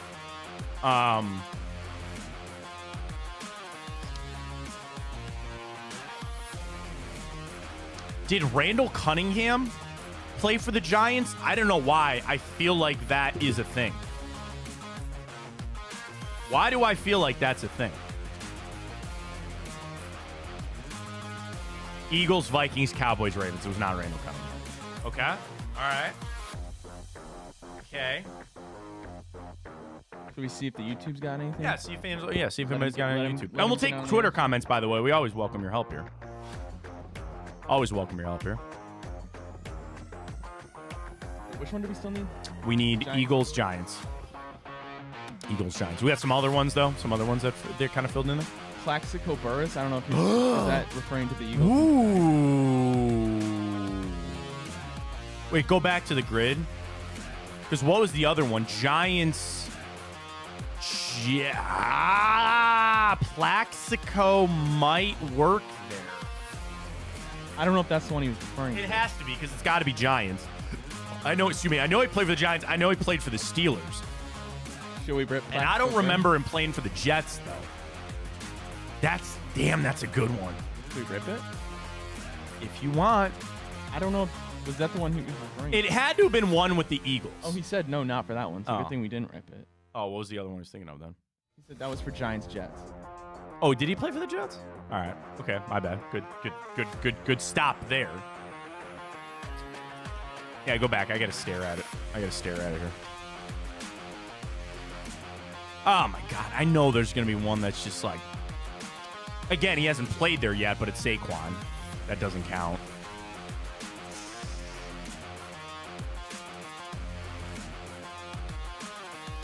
Does Brandon Marshall work there, too? I don't remember Brandon Marshall ever on the I think Eagles. I do. No. Again, the grid, it just puts stuff in your head that you don't, you want to envision it, but you can't. Like, what about J.J. Arcega-White? Remember that guy? Remember him? On the Eagles. Yeah. Arcega-Whiteside.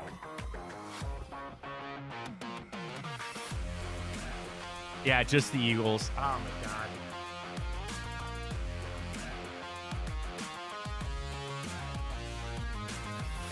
Herschel Walker? Does that work? I'll listen to it. Know. I'll listen to it. I believe it. We rip it? Yeah, rip it. Rip Herschel Walker here. I'll believe it. Here we go. Yeah! Nice. Well done. Is there any you want to see? Go back Giants Eagles, because there's one that's gnawing at me here that we didn't get. Herschel Walker, yeah. Deion Lewis, maybe Golden Tate. Oh, we always forget about Golden Tate. Yeah, we forgot about Golden Tate. Deion Lewis is a good one. I should remember that. I don't check wide receivers for me, please. Thank you. Nothing? Steve Smith? No. All right. Well, we got it done. Thank you very much for that. Another day on the grid. All right, come back. We'll jump into timeout. We'll get to our bracket. We got to dive back into the guards. Hopefully, we get our boost up with Tipico. All comes your way next. Fontana Show. Big play. Stay with us. Well, how do they know I'm doing this? Did somebody leak this out? It's social media. Oh. It's just that's the way social media works now. I thought maybe you were just running that yep.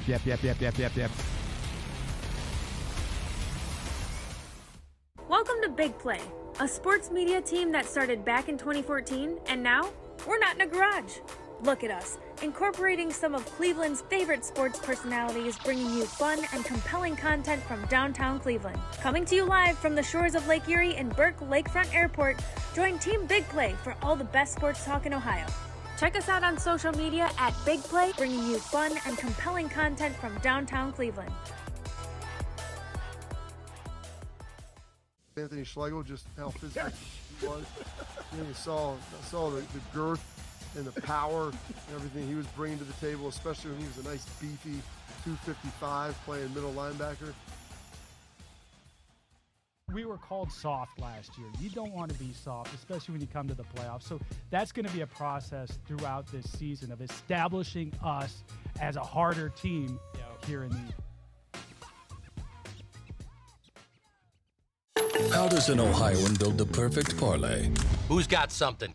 Big guys looking for long odds. The kids in Columbus are covering better than anyone. And at even odds. If it's even, I'm leaving. Listen, our championship DVD starts today. All right? Dude, I just got an invite to a Cincy playoff watch party. Shut up. Cincy, State, Cleveland, the perfect parlay. I'm a genius.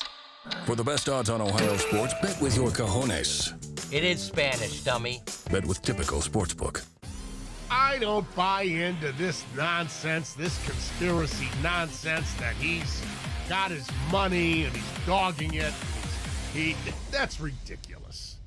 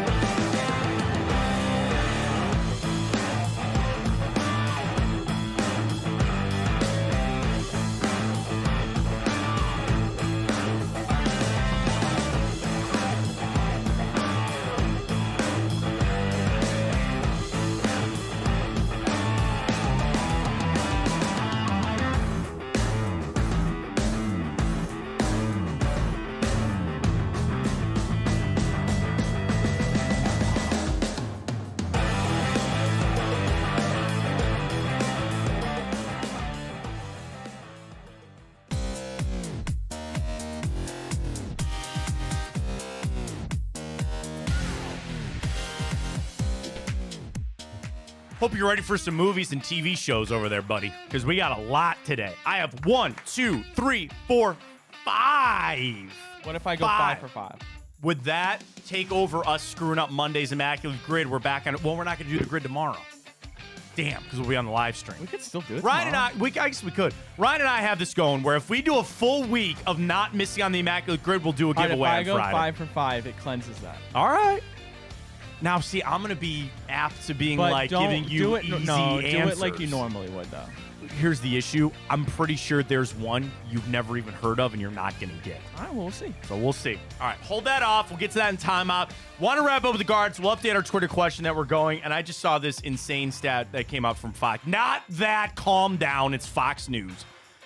But the 5 things that employers say recent college graduates have annoyed them the most in job interviews. So again, imagine somebody like young Ryan walking into a job interview. These are the 5 most common things that employers say are driving them up the wall. The last one, I cannot believe. I cannot believe. And they say 19% of employers have faced this with a recent college graduate. I'll get to it in a second. But I feel like I almost have a guess. All right, good. Hold that. Let's run through a busy timeout and get to our movies at first. All right, we go back 1 year ago today. Do you remember when the Browns players got their cars stolen? Yeah. That was 1 year ago today. Yep. Or at bar. I mean, again, it's like, listen, I know this town has our problems. You know, all our hearts go out to what happened in North Olmsted the other day. Like, I just, as a father now, I cannot comprehend that. That is just, damn, you know, and everybody, you know, again, I would like to say I believe that we live in a safe town. I know it's not always the case, and I know there's areas that are need some help and all that kind of stuff, but like, yeah, I mean, I don't know. I've mentioned this before. I think somebody, I got my car stolen last year. Like, going through that, it's not like that uncommon of a thing to do. But when you're a Browns player and you have that kind of car and people see it, it's just like, it's unfortunate that there are people out there that feel like they need to do that, or that there is violence in their heart. And man, you know, it sucks. But you're out there, you got the cars, it is what it is. I mentioned this earlier. 1 year ago today, a report that Kyrie wanted the Mavs to go trade for LeBron. Can you imagine LeBron, Luka, and Kyrie on one team together? Dirty. That'd be a pretty dirty team. This day, 2019, Odell Beckham had his availability for the Browns. And he said, he dropped the lines about how special he feels this team could be. He's excited to be here, and the goal is to hang banners. He never wanted to be here. And I say this, and people get angry when I say this. I appreciate Odell for at least trying for a little bit. I don't say he tried the whole time, but I feel like he tried for a little bit. He didn't want to come here, call it for what it is. Bad move. Who cares? And we move on. That's it. Like, you tried. I just think it's to be one of those things that you look back and, man, Odell Beckham played here. But also, then people start to rip the hype over, like, what he was in New York. He's never really lived back up to it. Injuries. What do you expect about in Miami this year? I don't know, man. I think he could be a little piece there. I think he'd be a little piece. He wasn't anything in Baltimore. When Jack squat nothing in Baltimore. But there could be a little piece for him down there in Miami. We'll see how it goes. This day, 2019, a very important one. Carlos Carrasco was placed on the injured list. At the time, with what they call a non-baseball illness, it was later revealed that he had a thankfully treatable form of leukemia. Beat it, came back. He's a part of our team right now. Carlos Carrasco, I'll fight you, say a bad word about him. I don't know anybody in this town that has a bad word about Carlos Carrasco. Now, is he pitching to the same form he used to? No, he's 37 years old. What do you want him to do? Love Carlos Carrasco. Will forever. This day, 2016. Set up the comeback. You got to lose a couple of games. Game 2, finals. Cavs lose 110-77. You remember that? And everybody goes, oh, my God. Like, we're screwed, right? Let me pull up the box score for this for you.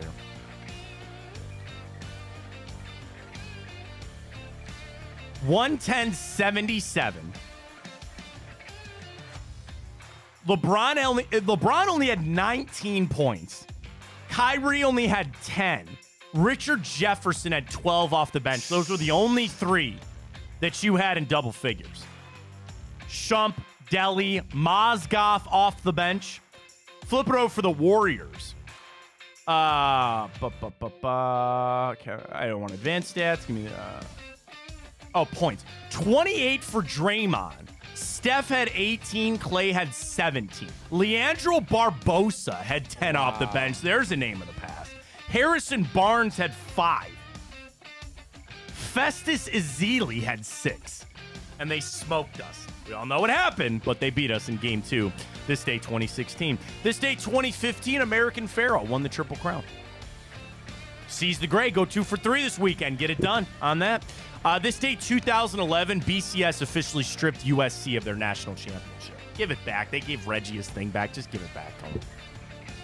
Who cares? We all know won the national championship. This day, 2007, Trevor Hoffman recorded his 500th save. Now, we all know we're looking up at Mariano Rivera. How many saves do you think Emmanuel Clase has in his career?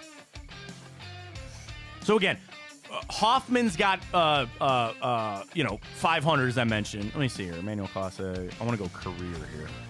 He's so young. He is. You got a lot of time.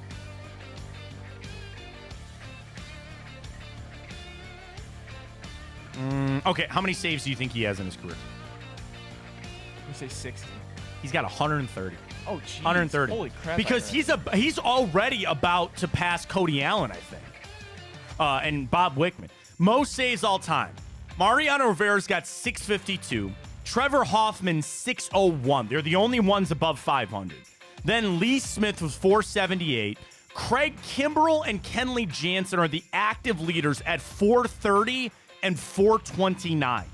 At 130 saves already for Emmanuel Clase, he gets to 143. He'll be top 50 all time. Cody Allen has 153 in his career. Where's my guy Wick? Bob Wickman's got 267. He's 35th all time. You know what made Bob Wickman so good? He's missing a chunk of his index finger. Interesting. Got it cut off in a farming accident when he was a kid. So when he would pitch, he always had that little thing because he was missing the tip of his index finger. Little fun fact there on Wick. We continue on with Time Hop. This day, 2003. Sammy Sosa got caught using the corked bat. He broke it. They grab it and goes, I meant to use it for BP to help the kids get home runs in BP. My ass. All right, Sammy. Who do you think is the dirtiest cheater in baseball? Is it Bonds? Is it Clemens? Is it Sammy Sosa? They all did bad things. The Astros organization. Astros count that. Oh, here's an even bigger one. I don't know why my nose is so itchy. My allergies are killing me. Who's the biggest cheater in sports history? Is it Lance Armstrong? I was going to say Lance. Is it Lance Armstrong? I was going to say Lance Armstrong. Is it Lance? I was going to say Lance. Is it Lance? Bonds, Sosa. What's basketball? They're a big cheater in basketball? Football? Tom? Deflate? It's got to be Lance. The sign stealing stuff, or the video stuff with the Patriots.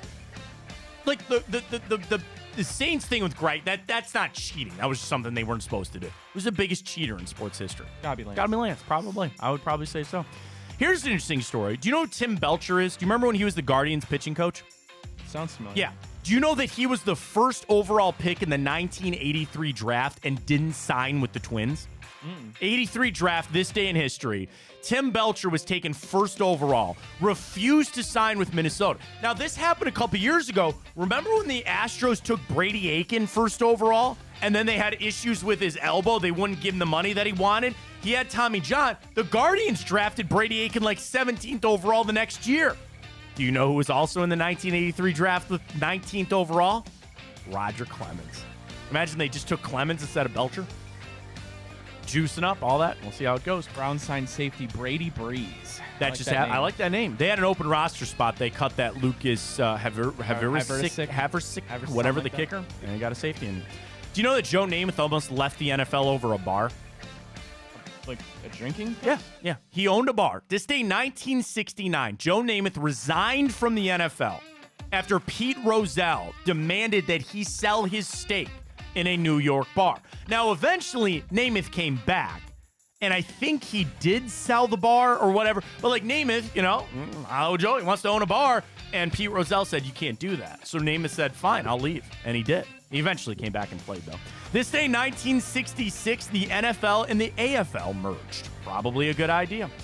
This day, 1946, in a ballroom at the Commodore Hotel in New York, the discussions began to create the National Basketball Association. Again, pretty good idea to have that. Very happy birthday goes out to tennis star Bjorn Borg. Cam Neely. Do you know who Cam Neely is? I don't think so. He's a hockey player, but more famously known as an acting role when he played Seabass in Dumb and Dumber. He's a hockey player by trade. They needed a big goon guy to play Seabass, and he did in Dumb and Dumber. Cam Neely. Isn't Seabass the dude from SpongeBob? What's that? Isn't Seabass the dude from SpongeBob? No, the guy that you're talking about the guy that came in as the pickles guy, yeah, isn't that Seabass? And he kept telling, is that his name? I'm pretty sure that's his name, Seabass. The one where like he was challenging SpongeBob to make the perfect Krabby Patty, and it was under his tongue. Yeah. And there's one from last time, and there's my car keys. Yeah. And then he runs out. Is that Seabass? I'm pretty sure it's Seabass. Seabass, you're right. Pickles! There's no pickles! It was Seabass. A good pull on that one. You know, if that guy at the table, Seabass and the fellas, they offered to pick up our check. He said, put on their tab. Seabass said that? Well, if that guy at the table over there is Seabass, that was great. Got it from a movie. Got away scot-free. No, they caught up to him a half mile down the road and slit his throat. It was a good one. God, I love Dumb and Dumber. What a movie. Not in today's movies. We'll get to that in a second. Former Brown and current Strongsville head coach, Jason Trusnick, Roger Saffold, DeAndre Hopkins, Mark Wahlberg, Neil Patrick Harris, Pete Wentz, Nick Kroll, Kenny G, Peanuts, basis for 311, and Michael Regai. What a damn day for birthdays today. Happy birthday to Reg. Michael Regai. Of all my career, I've had a chance to work with a lot of great people and meet a lot of great people, dude. Working with Regai early in my career was some of my favorite memories, man. I hope he's doing well. I love Regai. All right. 5. The gauntlet is set. It's a lot at stake. Here we go. This day, all right. These are all movies. So let's start with this. All movies. I think that's probably for the best. Good. This day, 2009. A group of friends go on a bachelor party. And it goes awry. Correct. All right, good start. Hangover. Again, an extremely quotable movie. Oh, yeah. Hangover makes me depressed when I watch it because I remember that I was in college when I watched it, and that movie is coming up on 20 years Yeah, old. man, it's been a while. It is. Second one, not good. Third one, trash. But the first one is great. All right, The Hangover. Next up, an animated film that came out this day, 1998. This is a coming-of-age musical based on a... all right, I'll give it to you. Chinese legend. It's a musical? Yeah, there's a lot of music in this. There's a lot of animated Disney films did. Mulan? That is correct. Okay. Mulan is correct. I was going to say about a young woman trying to break down stereotypes. She joins the army. Yes, Mulan is correct. 1998. All right. Also this day, 1998. A man finds out that his entire life has been fake. Truman Show? That is correct. The Truman Show is correct. I was going to continue on to say and broadcast for the entire world to see. The Truman Show is correct. All right. Next up. This one, I'm just going to read you, because I don't want to foul this up. I'm just going to read you the Wikipedia here. This movie came out this day, 1992. It is a sequel to a film that came out in 1990 and a part of a series of films starting from a novel series from Tom Clancy. Oh, Jack Ryan? Yes. Reacher. No. I'm going to leave it open here for you. It's not Jack Ryan? Right. It's not. 1992. So take it on back. It's a sequel to The Hunt for Red October. It is Jack Ryan. Is the character in it? Yes. Do you want the actor? Would that help? Isn't it Tom Cruise? No, this is pre-Tom Cruise. Oh, this is Alec Baldwin, isn't it? No. I'm trying to help you out because I want you to get it for the streak here. It's the sequel to Hunt for Red October. Sequel for The Hunt for Red October, and a part of the series of Jack Ryan novels from Tom Clancy. But different actors were always in the leading role. This one stars Harrison Ford as Jack Ryan. So close.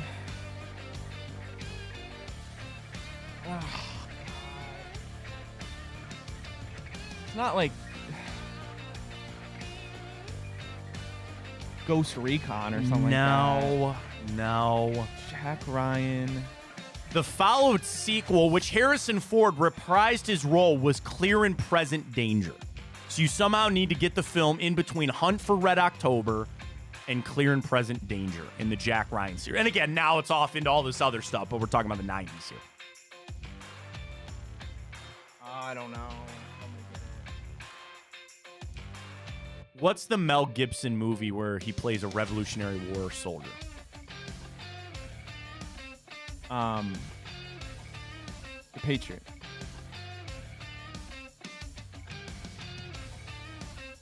The Patriot. I don't know. If I go play something, I'm playing a sport game. Patriot games. Never would have got Never that. heard of Damn Patriots game. Yes, Patriot games. Damn it. 1992. And that wasn't even the one you... That wasn't even the one. I didn't know if you would get or not. It's very, very hard. This one is the one? Potentially, because this is not a... I don't believe that this is a well-known film, okay? But I've seen it. I watched it a lot when I was a kid. All right. And it came out this day, 1987, where a family's encounter with a mythological creature that proves to be alive, and he moves in with them for a little while. A mythological creature. Yes. So when you think about a mythological creature, who do you think of? I think of like a minotaur. Not like that. Like a centaur? No. Well, what do you mean by creature? Like, you would believe like that they're real, but they're not. You know what I mean? Oh, so okay, like something like a mermaid. Kind of like that. Keep going. Not a mermaid, but a... People they see him all the time. Bigfoot? That is correct. So Bigfoot moves in with a family? Yeah. John Lithgow, Melinda Dillon. Harry and the Hendersons. You ever heard of it? No, I used to watch Harry and the Hendersons all the time. Harry and the Hendersons. And by the way, who played Harry was the late, great Mr. Kevin Peter Hall, who also played the Predator in Predator. Harry and the Hendersons. Couldn't go 5 for 5. John Lithgow. They hit him with the car. They put him in the car. They take him home. He wrecks their house, and then there's a hunter trying to kill him, and they got to get him back home to his family. Never heard of it. Harry and the Hendersons. Not a bad flick there. Not a bad flick at all. All right, before we get to the bracket, do you want the 5 things that interviewers are getting from millennial people? Yeah, I would love that. So, okay, so this is on Fox News. Shout out to my buddy Joe. He posted this, and I thought it was hilarious. So they did this where during recent job interviews, employees have said recent college graduates have done 5 of the following things. Number 1, 53% of recent college graduates in job interviews struggle with eye contact. I think it's like nervousness thing. I mean, you don't always look straight at people when you talk. You kind of look away, but like eye contact. Number 2, 50%. Ayo! What? It is about damn time the Cleveland Browns have extended Coach Stefanski and Andrew Berry. Okay, there it is. Let me see if I can get the numbers. Yep. Do they have anything out there reported? This is from Jimmy Haslam. We are incredibly fortunate to have Kevin Stefanski and Andrew Berry leading the Cleveland Browns. Since the day they were hired, each has worked tirelessly to help the Cleveland Browns win. We are proud of what they and the team have achieved, but Kevin and Andrew would be the first to say that Browns fans deserve even more. Their leadership, collaborative approach, and ability to overcome obstacles bodes well for the future of this franchise. Any idea on the length here? I haven't seen anything. Pelissaro's on it now. I'm waiting for Schefter. I don't see any numbers. I'm assuming it's like a 3-year deal, something like that. Extension on that. Yeah, congratulations to Coach and Andrew Berry. And we all knew that this was going to happen. I thought it was going to happen in Combine Week, to be honest with you. They deserve it. You are in the stewardness of your job, right? When you talk about these guys are in charge of being the stewards for your franchise. They're kicking ass, man. They're kicking ass. They do a great job. It's the stability that you're talking about. And I think more than anything, there is and I'm going to say this just because of the other coaches that I've had to deal with, and it's not a direct shot at any one or the other. The professionalism that I get from Andrew Berry and Kevin Stefanski. It doesn't mean much if you don't win games. If Andrew Berry does not select the right players, if Kevin Stefanski is not a good coach, we're not having this conversation. But when I think you add in just the players down and up this roster that Andrew Berry has found without first-round picks, when you see what Kevin Stefanski has done with Joe Flacco, with finding even what you got out of Baker Mayfield before that all went out, right? They have done amazing jobs. Beyond that, the professionalism, how they handle themselves, how they carry themselves, and frankly, the culture that they have set here. Based off of those things that I just told you, that is why I feel so damn good about those two men leading this football team. They deserve every dollar that they get. They deserve this extension. And I finally have something that I have craved for 25 years. Stability. These two guys are together on this thing. It's not about that guy getting credit or me getting credit or I turned that player into this and he didn't do that. These guys are together. And that is how you build a winning organization. So important. And I thank the Haslams for getting this deal done. I thank those guys for accepting the deal. And we're here today. You feel so good about the Browns. And in part, it's because of Andrew Berry and Kevin Stefanski. Well done. And congratulations to them. That is a big day for them. Today's a massive day for those guys. Their families, all of that. And you want to know what? I believe that they're still going to be sitting up tonight watching tape, right? And getting ready for practice. I believe in those guys. I believe in them a lot. And again, it was more of a not if, it was just when, and they do it now. And it just comes back to and whatever, Paul DePodesta and the Haslams and all that other kind of stuff. Get out of the way, let these guys do their jobs. And they kick ass at doing that.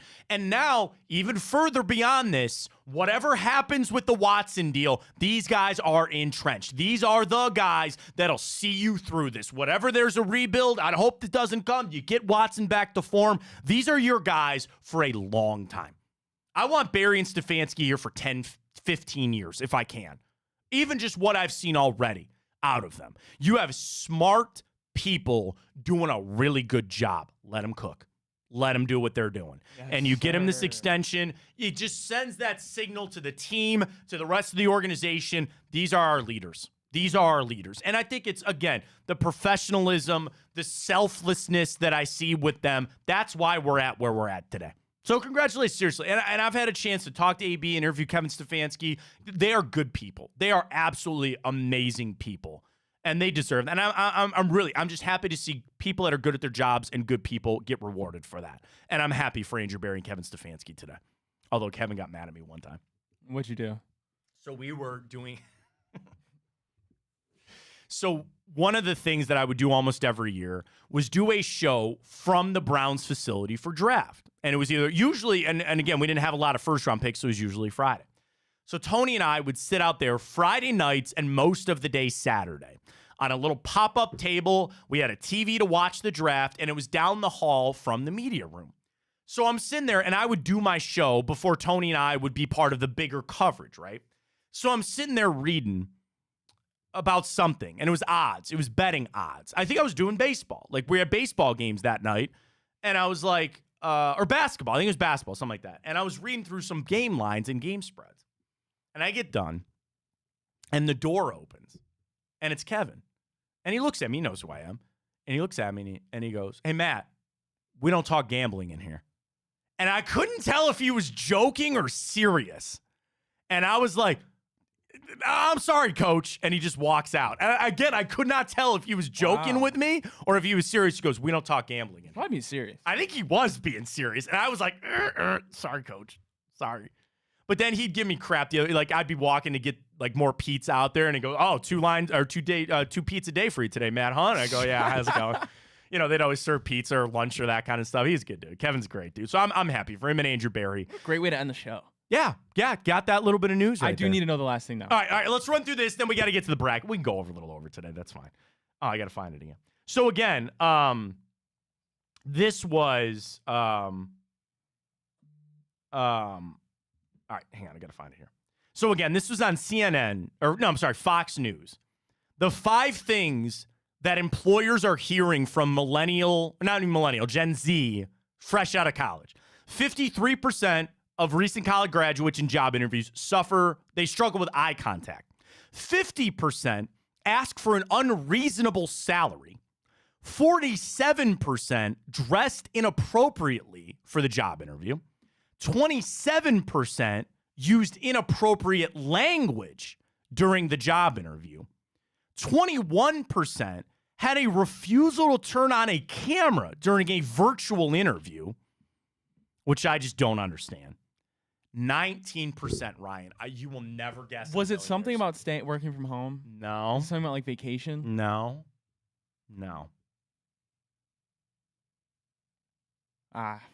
They brought their parent to the interview. Oh, God. 19% of interviewing managers said that recent college graduates brought a parent to the interview.